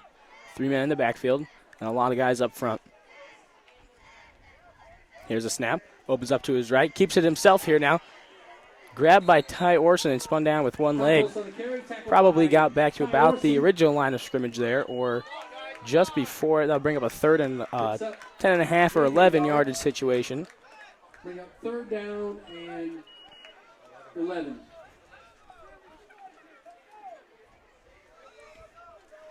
Triton looked better up front there, took up all the blockers, absorbed all those guys, and left Ty Orson to make that open field tackle on Tom Post. That's a tough stick. He's pretty far outmanned there, or outweighed and outgrown by Tom Post, but was able to spin him down. Now we'll get the shotgun look from the Cavaliers. Tom Post takes it himself, running from the left side, gets away from Lee Mollett. Now Vincent Helton on the chase, gonna pop through that hole and get the first down. Room to run now, keeps his feet churning along the left sideline before finally being drugged down at around the 2 or 3 yard line. About 3 or 4 missed tackles there. That's not gonna make Coach Brown, Coach Eunice, or any of the defensive people happy on the Triton sideline. But Coach Zahner clearly pleased with his sophomore quarterback here. He's had himself a whale of a game, and it continues. 27-yard gain.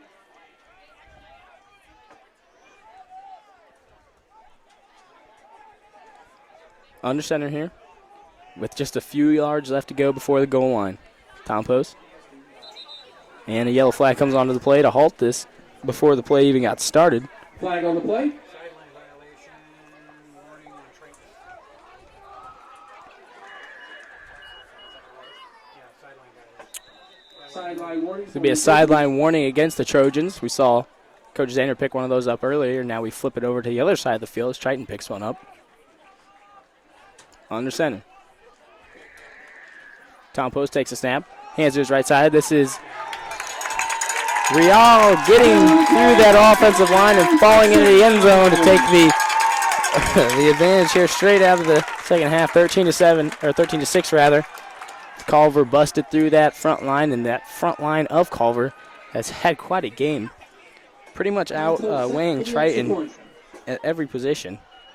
But that's really no excuse for the Trojans. They've got some beef up front, too. They got to put a foot in the ground there.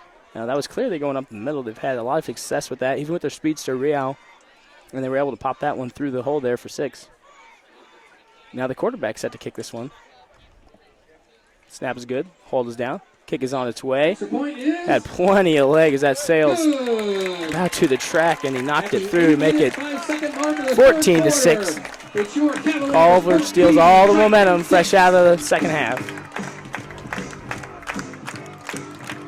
Out of halftime like that, we needed to see Triton come up with a big defensive stop, and now they're going to have the football, so try and steal some momentum away from Culver here of their own. You really like to see that develop on the defensive side, though, and not let Culver get anywhere on their first possession. That wasn't the case as they waltzed right down the field, punched it in, and they grab a 8-point advantage.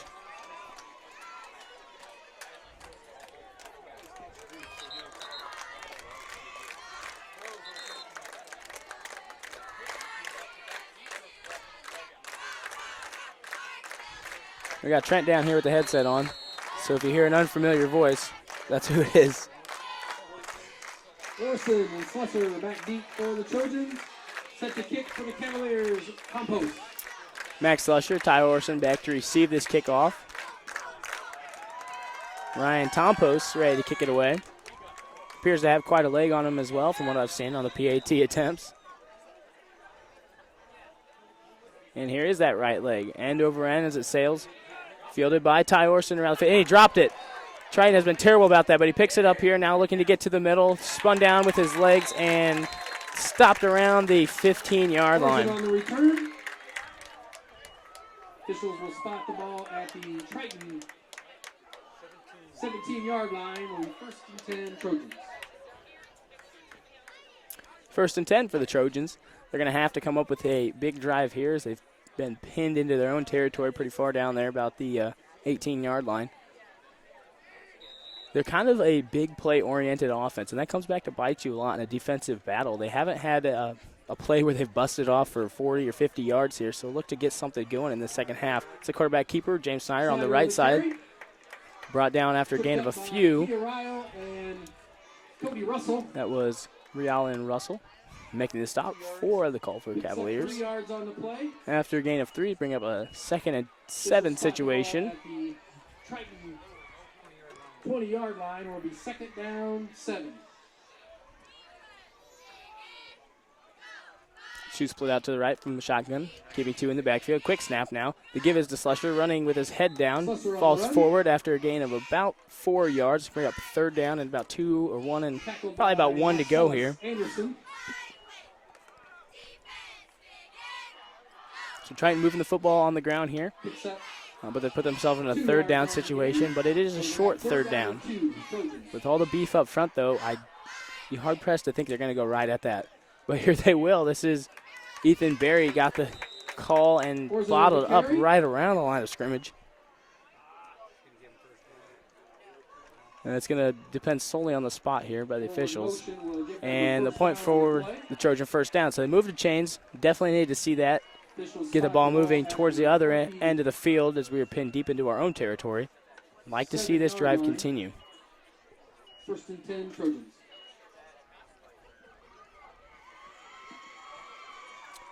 Triton breaks the huddle, walks up to the line. First and 10. Two to the right, two split back. Snyder, the quarterback. Fakes the give now, drops back. Fires down the right side, looking for Ty Orson, overthrew him. And Delano Shumpert tried to run underneath that one, but nothing doing. Actually lucky that Culver's defensive backs there couldn't locate that football under the glaring lights. It easily could have been picked off. Snyder has not looked crisp on his vertical passes. He's thrown a couple swings that completed and connected there, but even on those, not a lot of yards after the catch. So they're trying to air it out, like I mentioned, looking for that big play where they usually bust off. In a game, they'll bust off for a couple big plays, but we haven't seen it tonight. Two split. This is a high snap. Got over Snyder's head. Someone's going to have to fall, and it's going to be the senior, Max Slusher. And that's a bad miscue. I think the quarterback and center were clearly out of congruency there. And then a poor snap to boot. So they back them to about the 15-yard line. To bring up a third down, an extremely long situation. This is probably one of the least crisp games that I've seen the Triton offense play. From the shotgun. Spread even. Culver comes through that offensive line early. I think this is going to be an encroachment play, barring any false starts down there, and they'll move the ball forward for the Trojans here. So that's going to be an encroachment up front. Trying to guess that snap count, get through on the blitz. Give Triton an easy 5 yards, but it's still a long third down. Trojan 20. Third down play.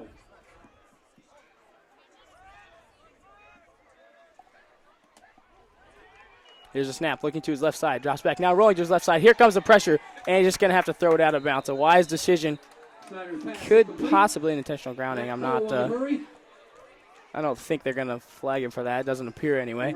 And I don't think they were trying to set up a screen pass there. That was just very poorly blocked. Triton's offensive line has not locked onto their defender, especially in the pass protection. And on the run block, you can kind of understand not being able to move the beef they have up front, but they're just not able to stay in front of them in that pass. And that doesn't matter how good your quarterback is when he's having to roll against his body every time. Wisely threw it out of bounds, but they're going to have to bring on the punt crew as a result. For the Trojans, back deep for the Cavaliers, number 20, Kia Ryle. Kia Ryle back to receive. Max Slusher set to kick this one away. Here's the snap. Puts his right leg into it. Flying towards Kia. Fields it right there. It bounced off his chest. Picks it back up. A little bit of room to run before Lee Mollett hops on his back and drops him. But he crossed the 50-yard line, and they set up shop in the opponent's territory, looking to extend their second half lead. 14-6 with 5:41 left in this football in this third quarter of this football game. Cavaliers.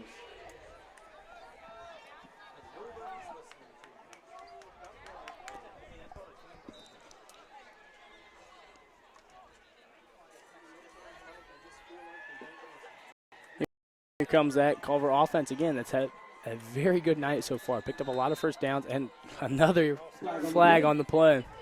False start against Culver. I'd be interested to see if we have a statistician up here how many total yards have been gained or lost and how much the ball has been moved on yellow flags tonight, because it's been a hefty amount. 47-yard line, where it'll be a first down and 15 play for the Cavaliers.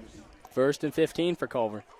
Both teams have had a lot of trouble backing themselves up or having penalty flags called on them while they're moving the football.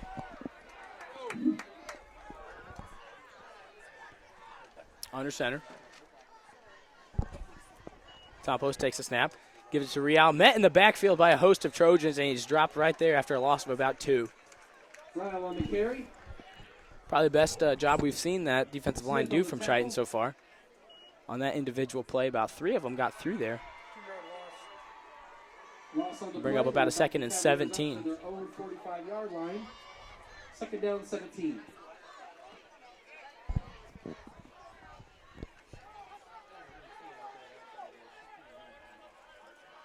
Culver switches back to their I formation. Had a lot of success out of this formation tonight. Tom Post under center. Takes a snap here. Keeps it on his own, looking to get to that right side. A big block on the edge by McBee, and he's got room to run. Puts his head down and trips over Max Usher at about the 35-yard line. That play has to be highlighted by Alex McBee's big seal block on that right side. I mean, when you have guys in front of you blocking like that, it's a lot easier to find green grass. All credit to the guys up front there for Culver on that play.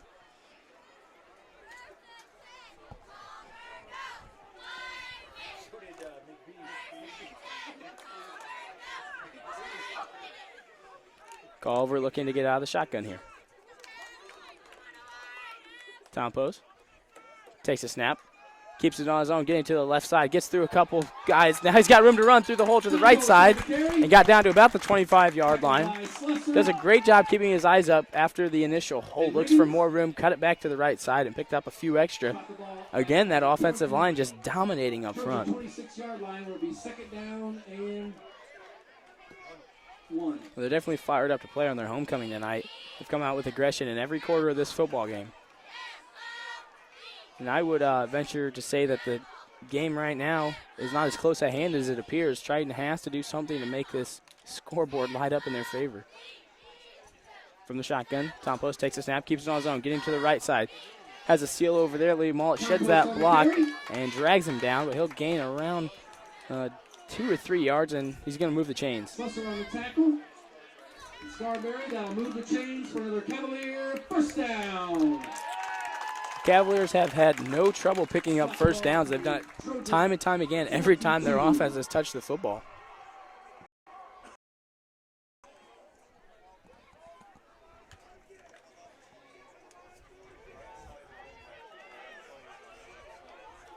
From the I formation, Tom Post kneels down under center, takes a snap, fullback dive up the middle. This is Jones, I believe. He's going to be met in the hole.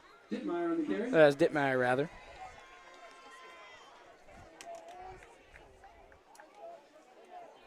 Zach Dittmeyer on the fullback dive there. Met right in the hole by Cameron Scarberry.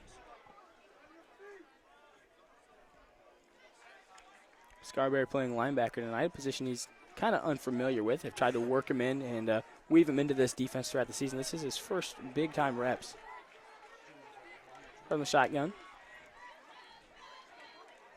Tom Post takes a snap. He's going to keep it himself. Run to the left side. Now squirts through a hole. Makes another juke step. He's got room to run. Drops his shoulder and walks into the end zone for 6 more.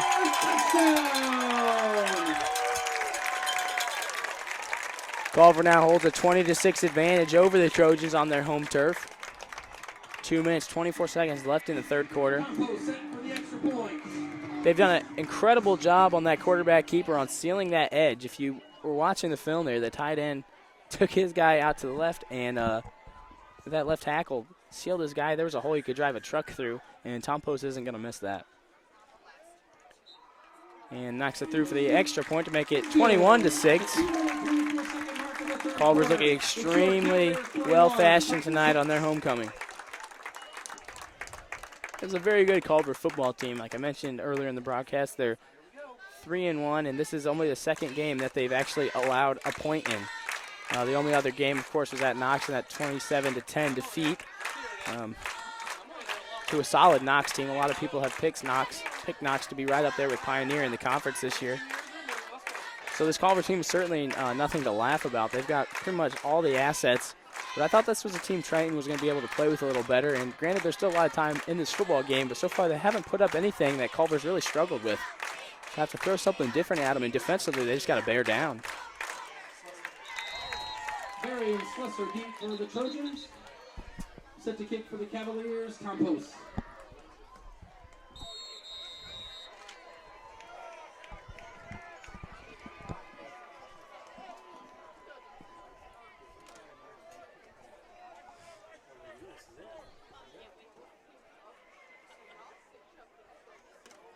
Tom Post ready to give this one back to Triton.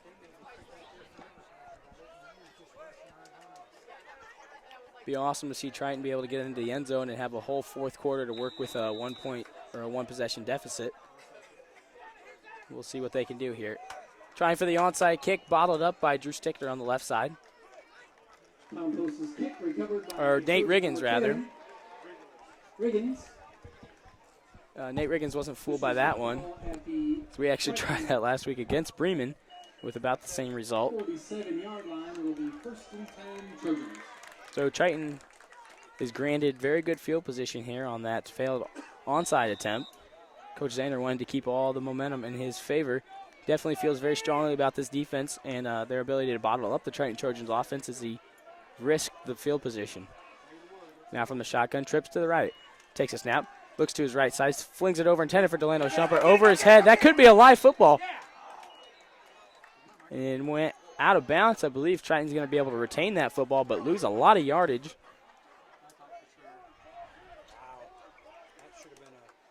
Pass incomplete. Check that. The chain man is walking back. I do believe that was a live football. He got knocked out of bounds. Thankfully for the Trojans, that could have been a big play. 38. James Snyder has not looked very crisp at all trying to make his throws tonight, and a lot of them have been over the heads of his receivers. Definitely ate his Wheaties this morning. From the shotgun again. Split 2 and 2. Slusher, the lone back, looking to his left side. Flings it over, intended for Delano Shumpert. Makes a catch, does a couple of juke steps, and gets out of bounds near the 50-yard line. Snyder's pass complete to Shumpert. Forced out of bounds, close to the original line of scrimmage. Fisher will spot the ball at the Trojan 48-yard line. Will be third down. The 48-yard line is going to be 3rd and 9.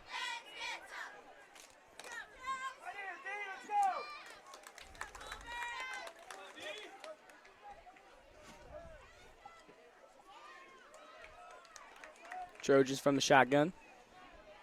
2 split on either side. Snyder takes a snap at his feet. Slusher picks it up, trying to make something happen and bottle it up right around the line of scrimmage. Throw on the carry. Tackled by number 14, Ryan Tompost. Ryan Tompost, the quarterback, jumped on top of Max Slusher there and stopped him before anything happened. It'll be 4th and about 7 or 8 left to go. Triton hasn't been able to get anything going. It'll be 4th down and 8.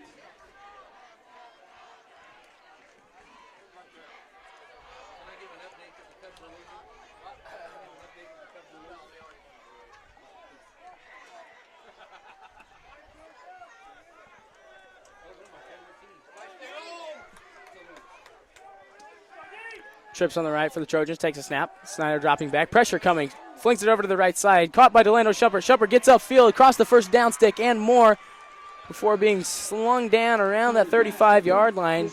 That's the play Triton needed. Get one of their playmakers out in open space who's able to make a play, get across that first down stick. And a penalty on the play here. It's going to be an unsportsmanlike conduct against the Cavaliers. I believe this targeting possibly. I think that's a targeting call. As the official exchanges some words with the coach from Culver. Rather unprofessional from the head judge, if I do say so myself. But well, that'll add a few yards to the end of that play. Something Culver needs to avoid.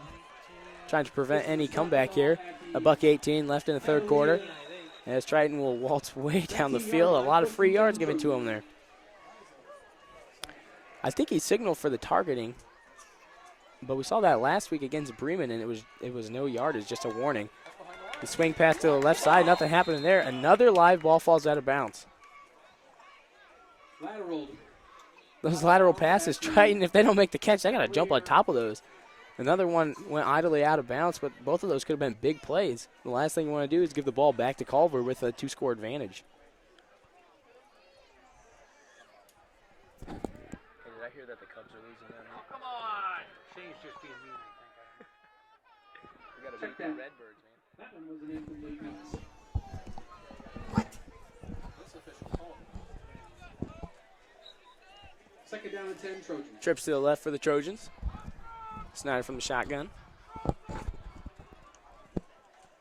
Here's a snap, looking to that left side, dropping back. Pressure coming now. Flings it over, intended for Ethan Berry, over his head again. Frustrating to see Snyder continue to struggle to make that throw. We know he has it in him. Certainly able to make completions like that. A lot of them have sailed over his intended target's head, and another one there. Ethan Berry had room right there. He was kind of into a open zone there in the Cavalier defense. Could have been a big gain, ends with nothing. Again, 3 on the left side for the Trojans. 1 split to the right. Snyder waits a snap. Here it comes. Pressure coming immediately. He flings it across the middle. Ty Orson makes the grab. He's got a couple of Culver defenders slung around him, but he got past that first down stick and moves deep within the 10-yard line, probably about to the 3 or 4 yard line. They're going to spot it at the 3-yard line, so Triton's got to punch something in here, make it a 1-score game going to the fourth quarter. I should say 1 possession, rather, as they are down 14, so they're going to have to make a two-point if they do get this in. With a shotgun again. Takes a snap, looking to that left side. Pressure coming in his face. Avoids Alex McBee, but he cannot avoid the rest of the Cavalier defense. That's Marcellus Anderson and Ryan Tompos, both on the sack there. If it wasn't going to be Alex McBee, it was going to be someone else, as they were all back there. That'll back up the Trojans to about the 8-yard line. A loss of around 5 yards. Triton probably not going to be able to squeeze off another play here as the clock ticks down to 2-1, and we'll take the siren for the fourth quarter. For the third quarter, rather. Heading into the fourth quarter. Triton's going to be able to start the fourth quarter in very good positions. We're going to flip down to the other end of the field, but from about the 8-yard line, second down and goal. So there's no first down opportunity. They're going to have to punch it in on one of these 3 plays. But finally able to make something happen through the air. But then they got down there and they were bottled up on the sack by Tom Post, Marcellus Anderson, and Alex McBee were all back there. They definitely do not want to allow any more points. Pride themselves on defense. It's certainly been an area of emphasis this year for Coach Zahner, and we see how that's happening, or how that's manifest tonight. Their defense held us to just 6 points, and an offense for the Trojans that we know is able to score many, many points, and they've taken away the big play, which is probably the number one thing you have to do against Rodney Eunice, Coach Brown, and the Trojans. And they've done it well tonight. After the game, Cavalier students, you have to go out and re-enter for the homecoming dance.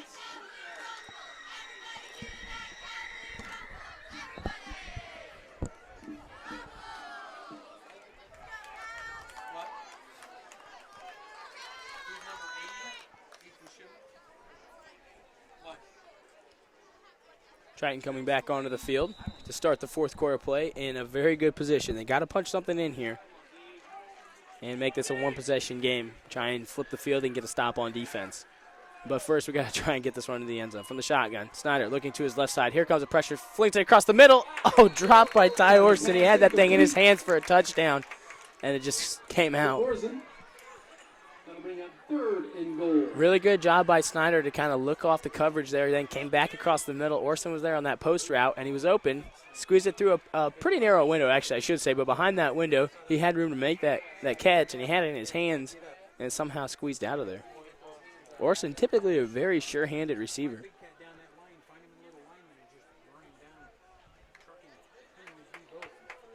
Third and goal now for the Trojans from the 8-yard line. They still stay in the shotgun formation. 2 to the left, 1 split to the right. Drew Stichter, the tight end, on the right side. Movement on that front line early, and flags come on to the play, preceding any snap, and it's going to be against Culver, so they spot Triton a few easy yards.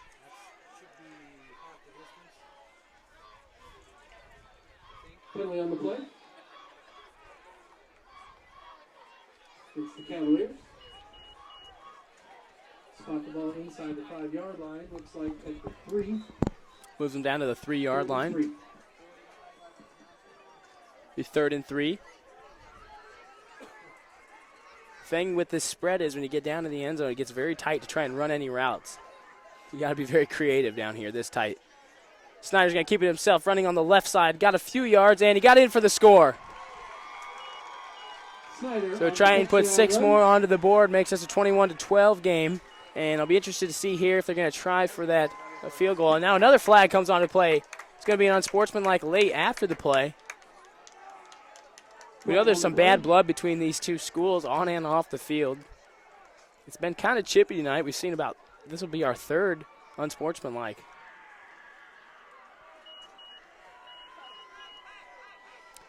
I think this the bad blood kind of resulted from the conference switch. Bremen kind of left our conference. They were always our number 1 rival. And we kind of looked for someone else within the conference. Culver, the obvious choice. It certainly is a heated ball game typically. It's mostly for the boys on the field. A lot of times the fans I don't think see it. But this is always a game that, when I was playing anyway, was always played with a little more vigor than some of the other football games. Linker on for the extra point. We're going to send out the extra point crew. The holder, the quarterback, James Snyder. The kicker, Brandon Lanker. Snap is good. Hold is down. The kick is on its way. It looks good. And it is, so that'll make it an 8-point game again. Triton trailing the Culver Cavaliers 21-13 with 11:51 left. A lot of time left to make something happen if they do not let Culver burn down all the clock, which has kind of been Culver's forte tonight. They've been able to take up a lot of time picking up first downs, grinding out possessions. Triton's got to come up with a stop on defense and come up with one early enough to leave their offense some time to get into the end zone.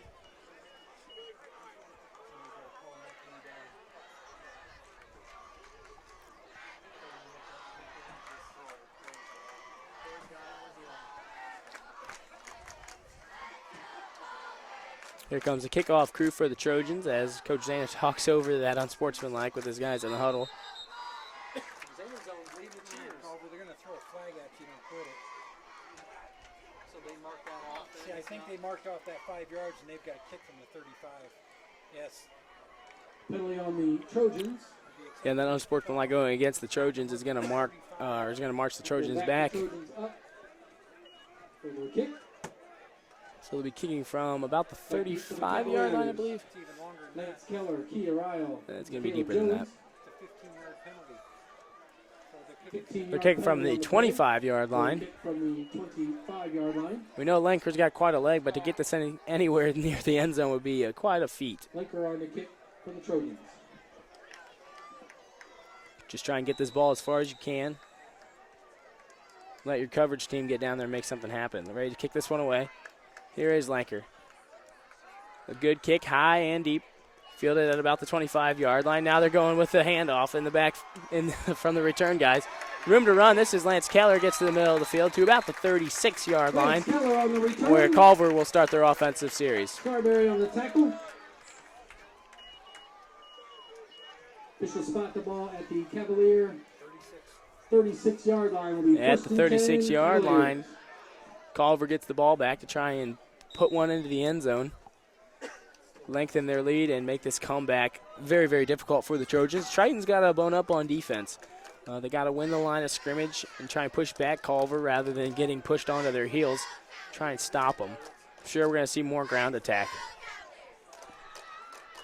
Takes snap, top post, hand to Kia Real. Real trying to get that right side. Now kicks back to his left side. Drugged down in the backfield by the Trojans at a loss of about 5 yards. Very shifty guy. He made one shuffle cut and got all the way into another hole on the left before being grabbed by the big bear paw of Tristan Young, who was able to spin him down. Cavalier 33-yard line. It'll be second down and 13. Culver lost about 3 yards on that play. Now at their own 33. and that's why they're getting the false start, because he's not bringing the ball up. Under center. 3 in the backfield. Takes a snap, opens up to his right side to give to Rowell again. Rowell met at the line of scrimmage and knocked down. Looks like another loss of about 3 yards. So Triton's front line doing a good job on this defensive possession. I think that's kind of a product of knowing that Culver's going to want to run this football and try and burn as much clock as they can. So they sell out for that, for the run. They were able to stop it twice now. Brings up a 3rd and a long situation, probably about 3rd and 15 or 16. So look for a bit of trickery here, possibly.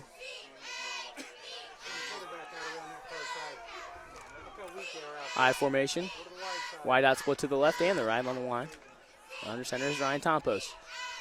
Tompos takes a snap, and it looks like Marcellus Anderson moved early from that right tackle spot. It is going to be a false start, and back him up, put him into an extremely lengthy 3rd down situation. I think they've been maybe getting away with that a few more times than it's even been called tonight. That offensive line has been very eager to get the move. And they're penalized there, and they've been penalized many times already. Got to back them up again.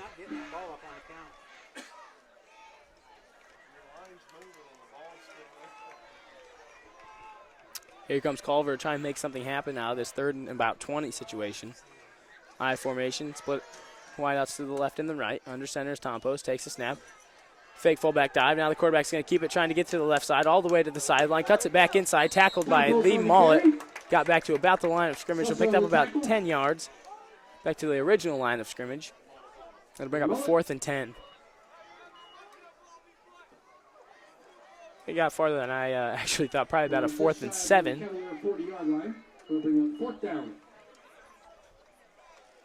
Let's see what Culver has in store for this 4th down. Can only imagine they're probably going to try and flip the field here, punt it away. For the Trojans, set the punt for the Cavaliers is Tompos. Tompos to kick this one away, puts his right foot into it, comes out wobbly, fielded by Ethan Berry. Berry looks to get to that left side, splits back into the middle, now makes a cut, got a little bit of room to run, breaks one tackle to a 50-yard line, still on his feet down to about the 45 into Culver territory, and a great punt return. Ethan Berry's got a lot of explosive steps in his repertoire, in his arsenal. He's got a lot of juke moves and a pretty strong physical kid. Able to get through a lot of arms there and pick up a great punt return. Put the Trojans into very good field position, exactly what they needed. Try and punch one in here. 1st and 10 from Culver's 46-yard line. From the shotgun, trips on the right side. Ty Orson, the lone man on the left. Here's a snap, dropping back, looking to that right side. Now back to the middle. Airs this one out, intended for Drew Stichter, and almost got back to it, but it's going to hit the turf. That ball very well underthrown. Drew Stichter made a good job, or did a good job rather, putting a foot in the ground, trying to get back to that football, but it was very much underthrown. He wasn't able to get completely back to it. Although he got a hand on it, it fell to the turf previous to his receiving the football. 9:22 left in the 4th quarter play from Culver. Trips again to the right side. Again, Orson, the lone man on the left. Snyder set to take a snap. Here's the handle, dropping back, looking to the left side. Fires it, intended for Ty Orson, made the catch. Orson with room to run, getting to the left sideline. Keeps his feet running, now cuts back and is stopped around the 5-yard line, maybe 6 or 7-yard line. That was a great slant route there to get towards the middle of the field. Got it to one of their best receivers, a great catch. Very sure-handed, watched that ball all the way in, and then made a lot happen with his feet. Triton's passing attack has looked a lot better here in the second half, especially late 3rd quarter into this 4th quarter. And this time they're going to move the ball all the way down into the red zone easily and inside the 10-yard line. It's going to be 1st and goal, probably from about the 7 or 8-yard line. Triton talking it over in the huddle. And Billy Smith the first to walk away, and now he comes back. And here come the Trojans from the 7-yard line. Cavaliers 7, 1st and goal, Trojans. Starts Nate Riggins and Delano on the left side. Now shifts them all the way over to the right. From the shotgun, Drew Stichter, the tight end on the left, takes a snap. Snyder looks to keep it on his own, puts his head down the center. The pile keeps moving before It's met with resistance from the Culver linebackers. Snyder on the carry. A gain of about 4 yards. Be about second down and about 3 yards left to go before the 2-yard line. end zone. Second and goal. Second and goal here for the Trojans. Like I mentioned before, when they go to those pass routes from the spread, it can get very bunched up down here when you're this tight. It's kind of the drawback to running the spread. We'll see what Triton has in store for this second and goal from 2 yards ago. They're going to take a timeout. Definitely a possession you want to talk over. Smart job by the offensive coordinator, Coach Eunice, to call that timeout. Bring his boys over here. Make sure they have exactly what they want before they punch in the potentially game-tying, the touchdown that could lead to the potentially game-tying 2-point attempt.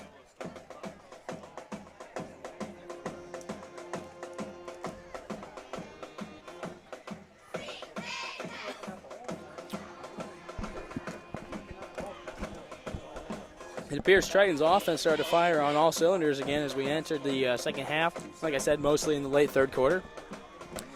And once I started moving the football, I had previously mentioned a lot of the Triton's offense comes on vertical passes, which is a pass of more than, I believe, 10 or 15 yards.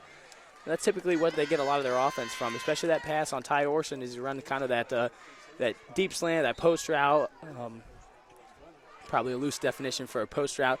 But he got into the middle of the field. He was hit well in stride, but great ball by James Snyder. He got all the way down here. And now we're in a good position to score again. From the shotgun, Ethan Berry, Max Slusher in the backfield. Orson to the left, Shumper to the right. Here's a snap. Looking to keep it himself. Snyder puts his head down. And he got into the end zone for 6. Triton scores another touchdown as their offense is clicking here in this fourth quarter. 2 points left to tie this thing up, 21-19. 8 minutes, 8 minutes and 30 seconds left. See what Coach Brown wants to do. Does he trust his defense enough to put this one through, or is he going to go for it? Really, I think there's no drawback to going for it here, obviously. Try and tie the game up, and if you don't, well, you're still down. You're going to be down either way if you do not get this 2-point attempt or if you make a singular 1-point field goal attempt. So you might as well go for this here, which is what Triton's going to do. Spread their trips out to the left side. Max Lusher, the lone back. Orson on the right side from the shotgun, takes a snap, dropping back. Quick pass to Orson in the end zone, and he got it, and this is a tie ball game. Triton came all the way back from down 21-6. They've tied this game up as their offense has kind of come alive here in this late second half. And we have a 21-21 ball game. 8 minutes and 30 seconds left. This is exactly the kind of ball game I think we deserved from these two teams. Both coming to this game at 3-1 records, and this is more of what I expected.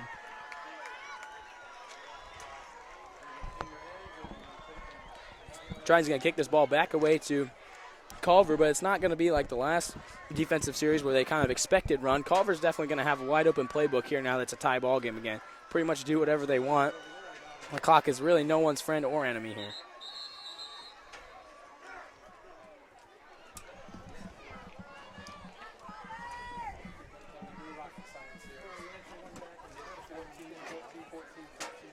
Lanker, the kicker for the Trojans. Set to give this ball back to Culver. Maybe throw a little Culver's medicine back at him, try the onside kick here. But I highly doubt it. Really no benefit to that. Brandon Lanker set to kick this one away. Takes his rhythm steps and puts his right leg into this one, sailing end over end to about the 15-yard line. Here comes the handoff again from Culver, trying to get to the left side. To the sideline, knocked out of bounds by Ty Orson, and they'll set up this offensive possession around the 27. Forced out of bounds. Orson. Pretty typical field position here. As Culver retakes the field. And here comes that Triton defense that made a big stand on the last offense, or on the Culver's last offensive possession. Need to see more of the same here. Couple of subs on that front defensive line for the Trojans. Andrew Parker and Matthew Hefner into the ballgame. Billy Smith still holding down that right side. Billy plays a lot of football every game. He goes both ways. Come on, Big Bears. Come on, Big Bears. Stacking the front line from the shotgun. Here's Culver, takes a snap. Quarterback keeper and halted by a penalty again. Another false start. Penalty on the Cavaliers. Clearly frustration from the Cavalier bleachers, from the sidelines, from the head coaching staff. That's just it really has no place in your offense, obviously.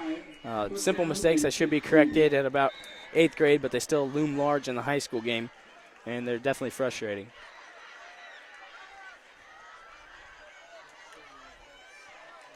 Here comes Culver. 1st and 15 now. They back themselves up 5 yards on the false start. Under center. One wingback on the right side.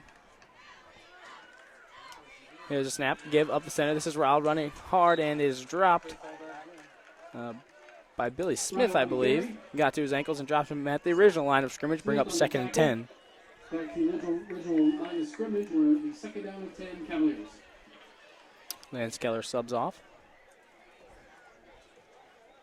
Brings on Caleb Jones. Runs in the play.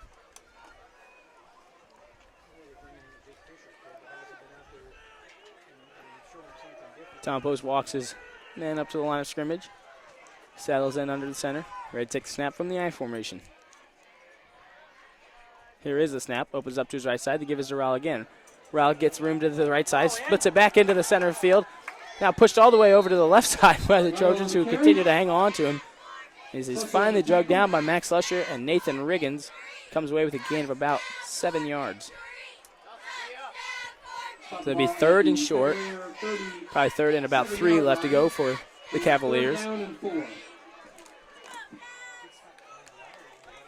Kyle Real is a very shifty guy, and he got a little bit of space on that right side. Made that quick juke step, got into the middle, and then all the way to the left side before being met by Max Lusher. Definitely shifty when given a little bit of room.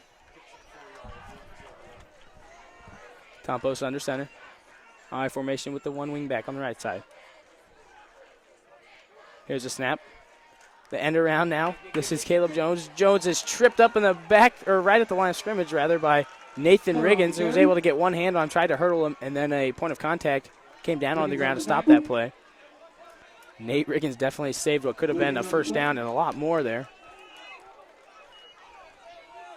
Culver sends their punt crew onto the field. Exactly what Triton needed. Bring on this punt crew, but you got to watch out for the fake here. It certainly takes some fortitude to try and fake this, but I wouldn't put it past anybody in the high school level. Slusher back to return this one. Be Tom Post to kick it off, and they will kick it. High and pretty deep. Fair catch, wave for, and made around the 30-yard line, where Triton's offense will come back on the field, and they are red hot right now. Slusher on the fair catch. Officials will spot the ball at the Trojan 30-yard line. It's going to be right at the 30-yard line to start this offensive possession. 21-21, all knotted up here with 6:07 left to play in this football game. Triton came all the way back from a 21-6 deficit. Put 2 balls into the end zone, one right after another after a couple of good defensive series. And they've got the football back here. Here's what we'll do if we win, or let's say we will win. I'm going to go out in the field and do a Facebook Live and get the coach to come up here, and we'll stay on as long as we can, if that's all right with you. Yeah, that's fine. From the shotgun. Gives it to Slusher. Slusher met in the hole, keeps his legs turning. Now he bounces off a guy. Got room to run, puts his shoulder down, and falls to about the 38-yard line. Fouled up about 2 different times, but the tackles were never completed by Culver. Tackled by Jones and McBee. And that's the heart this kid has. He always continues to drive his feet, and he picked up 8 yards that really weren't there. Spot the ball at the Triton 38-yard line. 2nd and about 3 to go. 2 or 3 to go here for the Trojans. 2nd and 2. From the shotgun, 2 split to the left of the wideouts. And Ethan Berry on the near side. Max Slusher, the one tailback, takes a snap. Quarterback keeper, this is Snyder running on the left side. Got room to run to about the logo before finally being tripped up in midfield at about the 49-yard line. Triton moving the football very well, and I think we have an injured Cavalier on the field. It's going to be an official's timeout. 49-yard line. It was Kyer Rowell who's slow to get up here. And that'd be a big loss for Culver if he is seriously injured. It appears he's limping off on his own power, but he's been a workhorse for him in the backfield tonight. We got Ryan Snyder doing stats upstairs for us, so maybe we can get a hold of those, do a little post game with that. Yeah, Ryan and Wyatt Steffen, two guys that help out Coach Brown. Wyatt videotapes the games, and Ryan Snyder does all the stats. They do a great job with that, so shout out to those guys. From the shotgun here, gives to Ethan Berry. Berry tucks the football, puts his head down, rumbles forward for about 5 or 6 yards. Another pretty good chunk of yardage here for the Trojans. Starting to move the football seemingly the way Culver was doing to us in the first half. In the Cavalier territory, mark it at the Cavalier 46-yard line. Well, they've flipped into Cavalier territory here at the 46-yard line. From the shotgun, takes a snap. He gives it to Max Slusher. Slusher puts his head down, met by a lot of orange in the hole there, but he picked up a few yards. Slusher on the carry.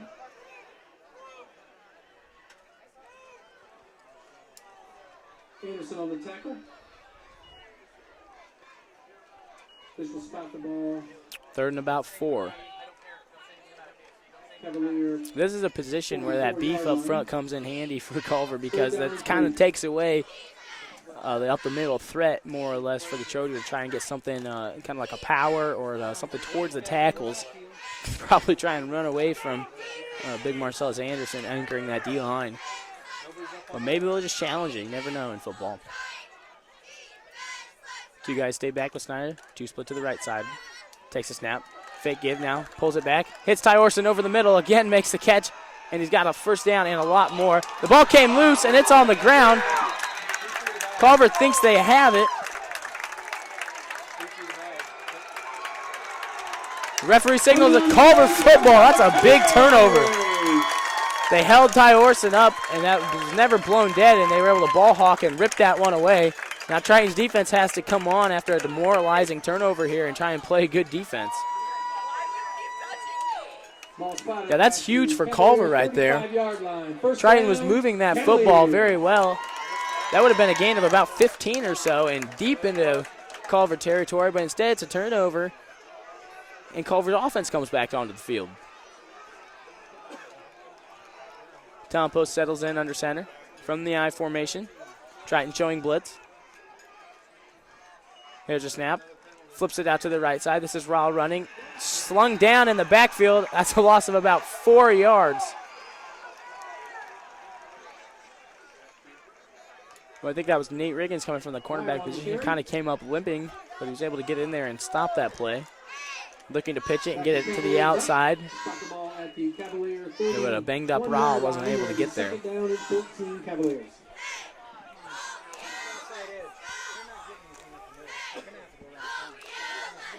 Knotted at 21. 3 minutes left to play in this football game. I formation. And this play is going to be halted by a timeout by Coach Zahner. Timeout, Cavaliers. Culver doesn't want this possession to go backwards any more than it already has. After that first play, a loss of about 4, so Coach Mike Zahner is going to take a timeout, a veteran move. Try and get something going forward here, put themselves in a manageable 3rd down position, or just pick up the whole thing right now. Triton's got to put the same defense out there that we've seen on the last 3 series. Very unfortunate turnover. So I thought he actually might have been down, but I guess that could be a little bit of bias in me. But they took a long time to blow that dead. They held Ty Orson up for a long time, and they just kept throwing more guys on him. That'd be kind of like the TKO in UFC, you know, like stop the fight, it's over. They think they would have blown that dead. But they held him up long enough to ball hawk at that, and it results in a turnover. But it is what it is. Now Triton has to play defense.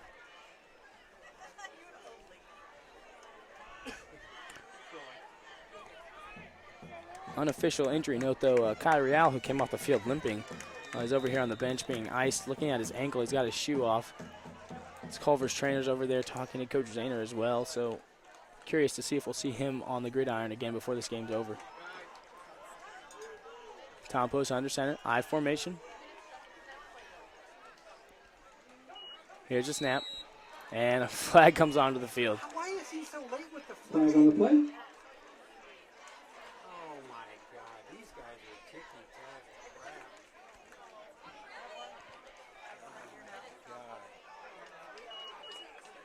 I don't know the exact nature of the foul call yet. Penalty on the Cavaliers. It's going to be an unsportsmanlike conduct, I believe. And that's going to back them up 5 more, so this will make it second and about 20 yards. 26-yard line. Not sure what constituted that one, but another unsportsmanlike. The coach in the orange shirt was knelt right on the line.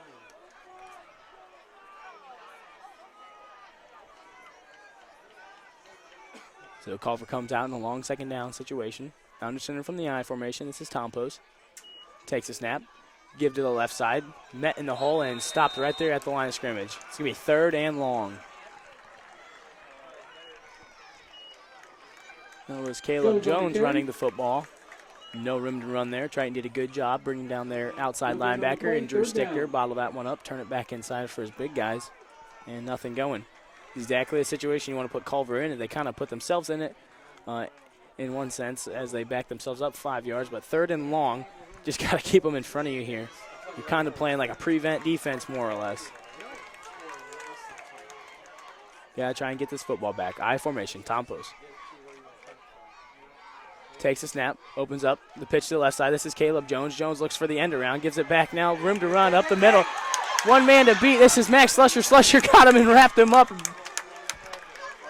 Our savior on that play was the senior Max Slusher. I don't think they were completely fooled by that, but no one was actually able to get to the end around man, except for Max Slusher came up and make a great open field tackle. Timeout Trojans. 4th and 10 for the Cavaliers. The original line of scrimmage will be 4th down.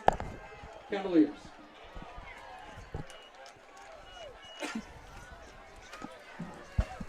Since the score got tied up, our viewership has skyrocketed. Hey, how about Currently that? at 60 viewers. Hey. We've been averaging about 28 the whole game. Hey, we appreciate those 28 as much as the 60. But thank you for tuning in. If you're watching for the first time, hit that subscribe button.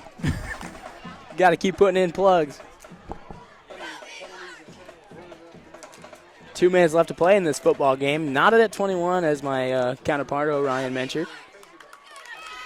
It's been a great football game throughout the game.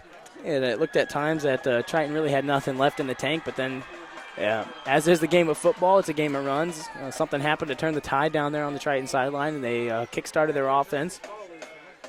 Now they've got Culver in a 4th and long situation. Bring on the punt crew and try and get this football back for a 2-minute drill, barring any trickery from the Culver punt team.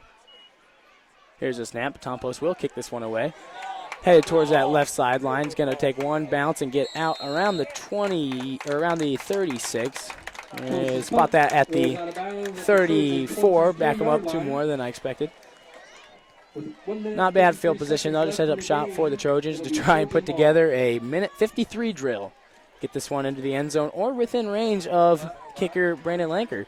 I hadn't really thought about that yet, but it'd be interesting to see if they march it down there. I think they'd be comfortable at least taking a chance with him from the 20-yard line, at least, I would think. He seems to have quite a leg on him. I'd be interested to see if we come into that situation, how much they trust Junior Lanker to try and put one through for the win. But first, we got to get down there. So Triton comes out. 2 men split out to the left. 2 tailbacks back with Snyder. Stichter, the tight end on the right. Here's the snap, dropping back, looking left. Here comes the pressure. It's a screen pass to Ethan Berry. Berry's got it. Gets to the middle and drugged down at the 37-yard line, but he'll pick up the first down and move those chains. Great job by James Snyder to be able to see through or over or somehow get around the the beef coming at him up front. He had a lot of taller bodies encroaching on him, but he's able to keep walking backwards, stepping backwards, and flip that one over the top to Ethan Berry. Well set up screenplay.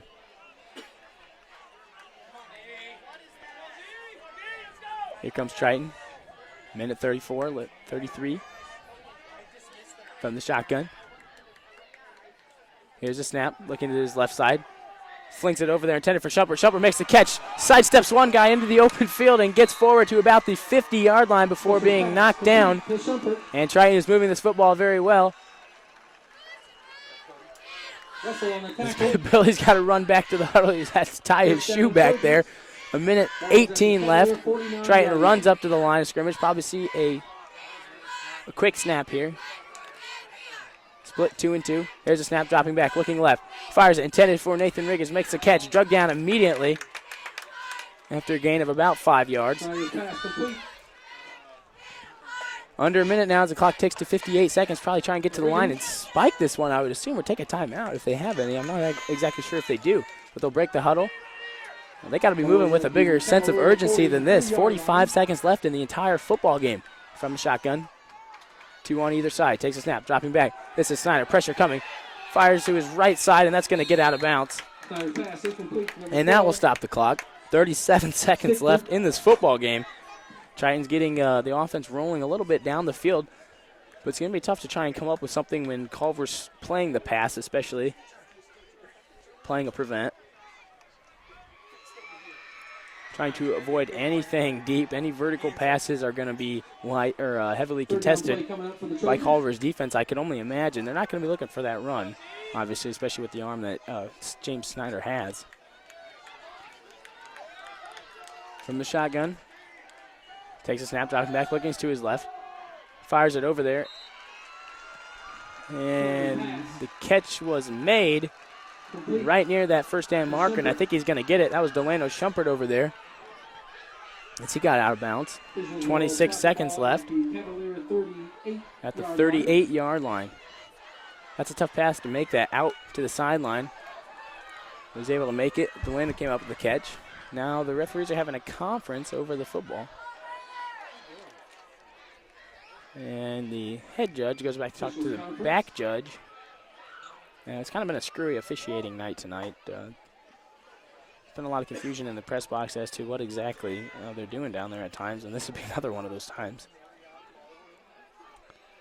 Well, here comes the head judge.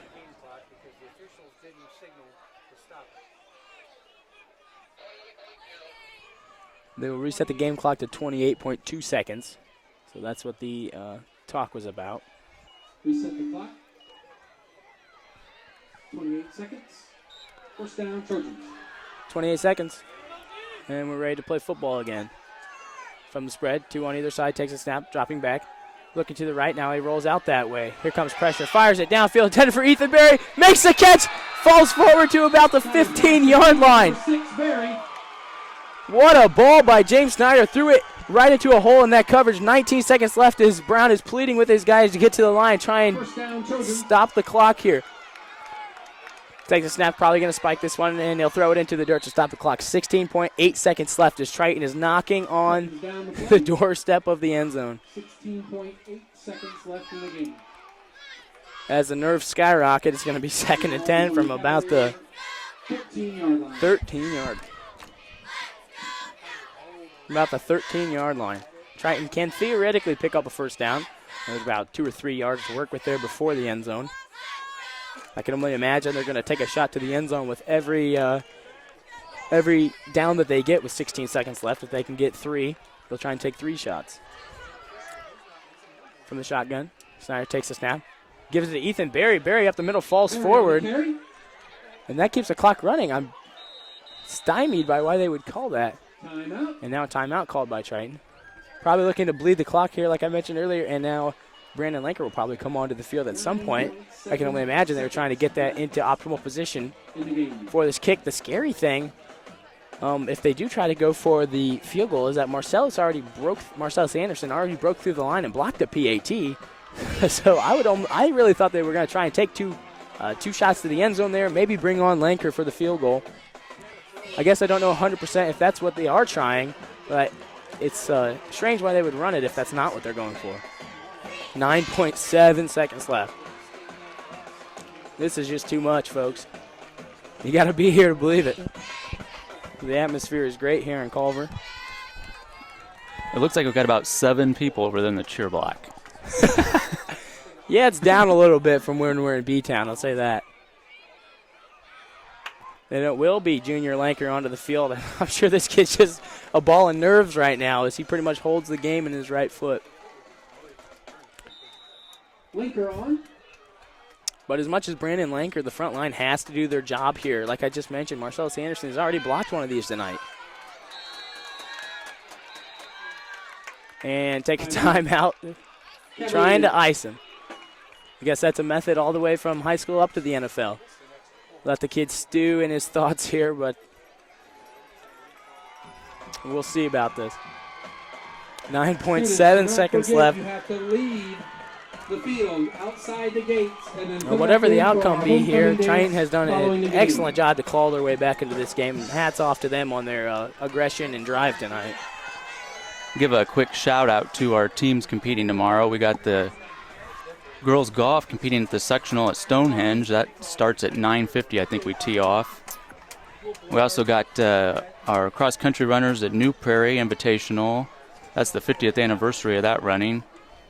JV football will be at home against Culver. Boys tennis at the Portage Invite.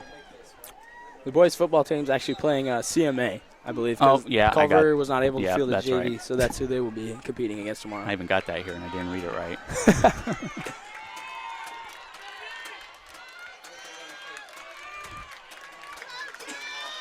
Well, here we go.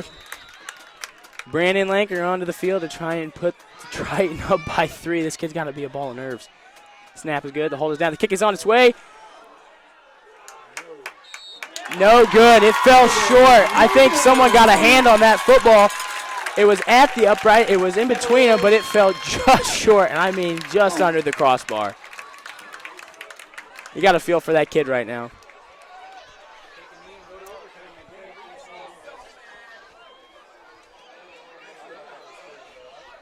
Live and learn. And at some point, you knew he was going to be thrust into a very high-stakes situation, and that came up tonight. Nothing against him. I really don't think it was his fault. Someone got a hand on that football.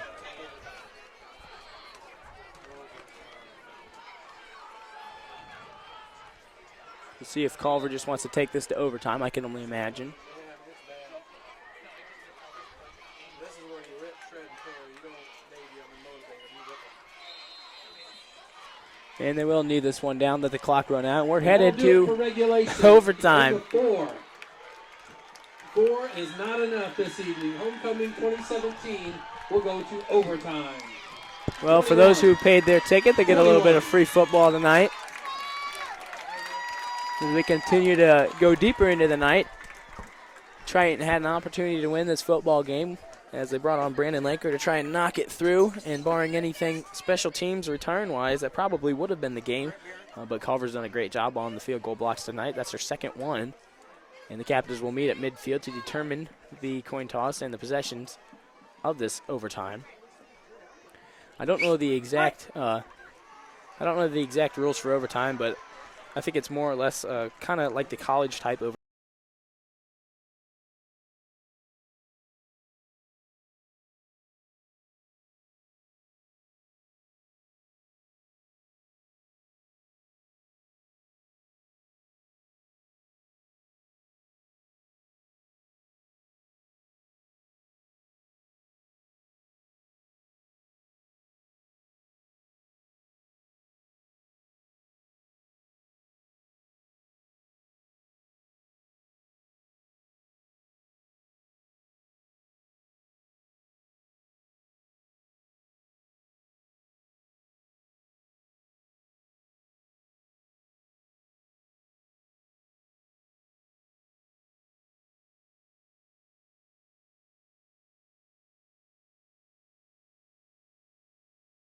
To the computer, I think, is fried. We got about 30% left. Should it go down, well, I'll just come back up with the Facebook Live and we'll do an interview with that. Okay. So if you're watching right now on YouTube and the feed goes out, switch over to our Facebook page, Triton Trojans, and see the post game or the end of the game there. 4 plays from the 10-yard line. So the ball's going to be at the 10-yard line. Both teams are going to get 4 plays. There are no first downs. It's first and goal. It's first and goal. There's going to be no first down opportunities. You can kick field goals, but regardless of any score, I think the other team still gets an opportunity to put the ball into the end zone or through the uprights. Culver will be the first to start with the football. Triton's going to have to come up big on defense here, especially with the offense that Culver likes to run. It's a red zone efficient offense. They're powerful up front. This is a big defensive possession for the Trojans. Cannot emphasize big enough. Under center. Tom post. Hands to the right side. This is Jones. Jones met by Ty Orson. Orson driving him back along with James Snyder, and they bottle him up right there at the line of scrimmage. A good first play from the Trojans as they stopped Caleb Jones before he got anywhere. No gain on the play. Second down and goal. Second and goal from, again, the 10-yard line.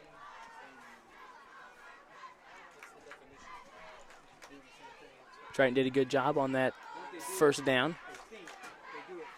The difficult thing about overtime is you have to do a good job 4 times. And they're right there knocking on the end zone's gate. Under center. Tom post. Takes a snap, opens to the right, going to keep it on his own, and slips. I think he slipped on his own accord, lost his footing down there on that sod, and he got back to about the line of scrimmage. I think it's going to bring up a third down. Alex McBee takes a seat on the gridiron. I think he's cramping up out there. A little bit warmer of an evening as we have had for Triton football here recently this season. As Culver's trainer runs out to the field to attend to him, we'll take a brief stop of play. It's going to be third down and a goal from the 10-yard line. Culver had a little bit developing there, a couple blockers, 1 or 2 blockers in front of Tom Post. He had Ty Orson sealed off, but he lost his footing. And that's what happens on a real sod. Go down the road here and play at CMA, that might not happen as much.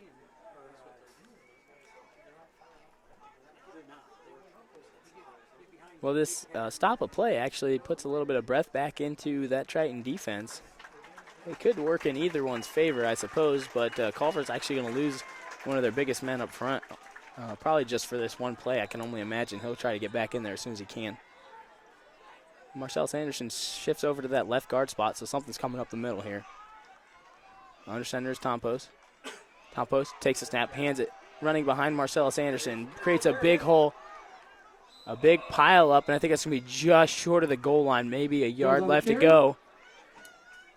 It's going to be 4th and goal with about a yard left.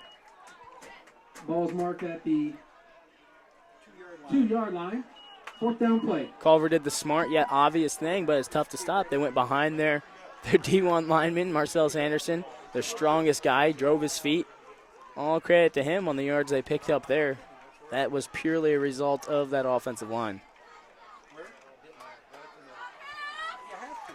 Under center, this is a huge play in this football game. Under center, Tom Post.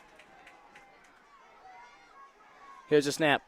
Taking it himself on the right side. Bottled up, and he lost yards, and he's not going to get in the end zone. Triton will get a chance. Any score will win them the football game. I am amazed that Culver did not try to go behind Marcellus Anderson again. They picked up 9 yards with ease the play before that. I could only imagine they were going to run behind him again, but they tried to go on that bootleg, get Tom Post into the open field, and Triton ate it up. All credit to the outside linebackers there.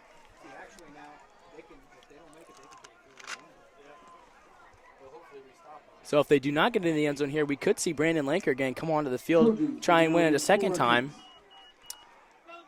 Obviously, you want to punch it in before that. From the 10-yard line, 1st and goal. Shumpert, Orson split to the left. Barry and Slusher back. Snyder's going to keep it on the left side. Knocked around at the line of scrimmage. And a flag comes onto the play late here. Flag on the play. A miss very much disgruntled Culver fans. I'm really not sure if this is going to be an unsportsmanlike. This is certainly weak. I mean, they're playing football out there. They had the kid bottled up, but you're not just going to stop what you're doing. You're falling forward on him.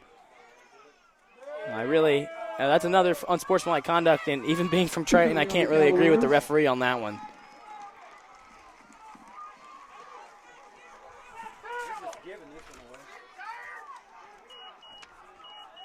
The Cavaliers have had a lot of yards given away on penalties this evening.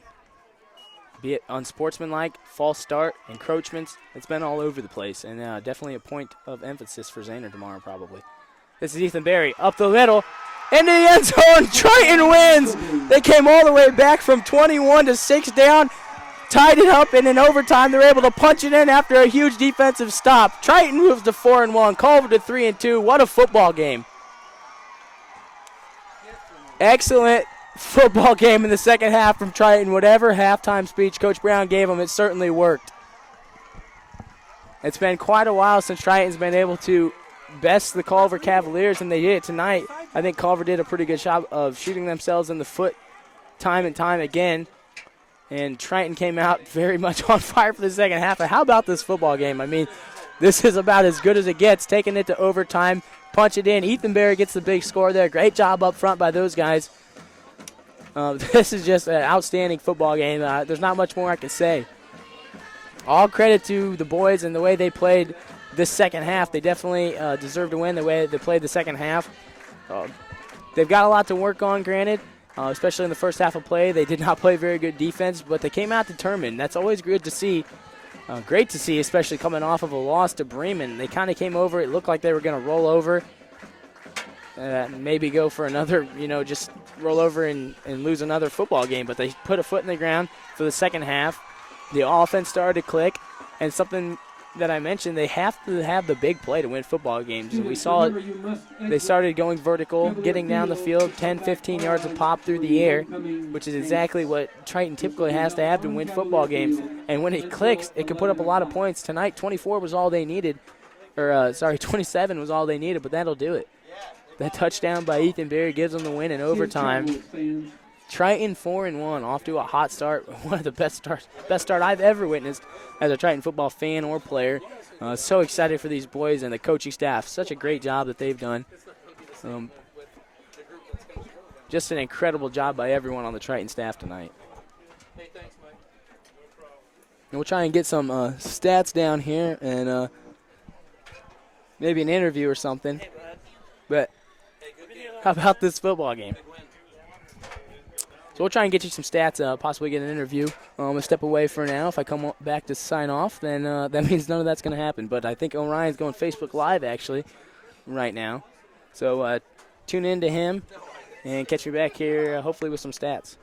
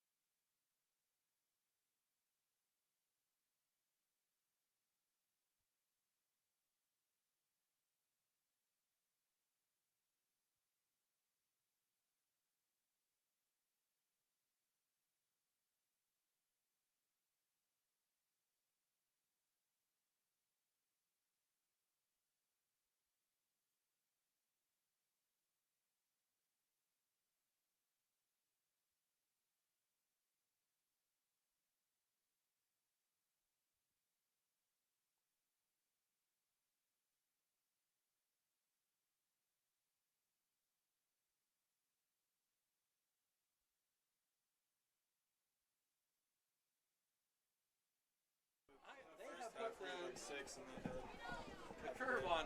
I got curve. Turn me on. I got curve. Well, welcome back. I've got a few stats for you if you're still hanging on. We'll just read down the page here. Thank you to Ryan Snyder for keeping these for us. Not really for us, but we'll be the benefactor of that.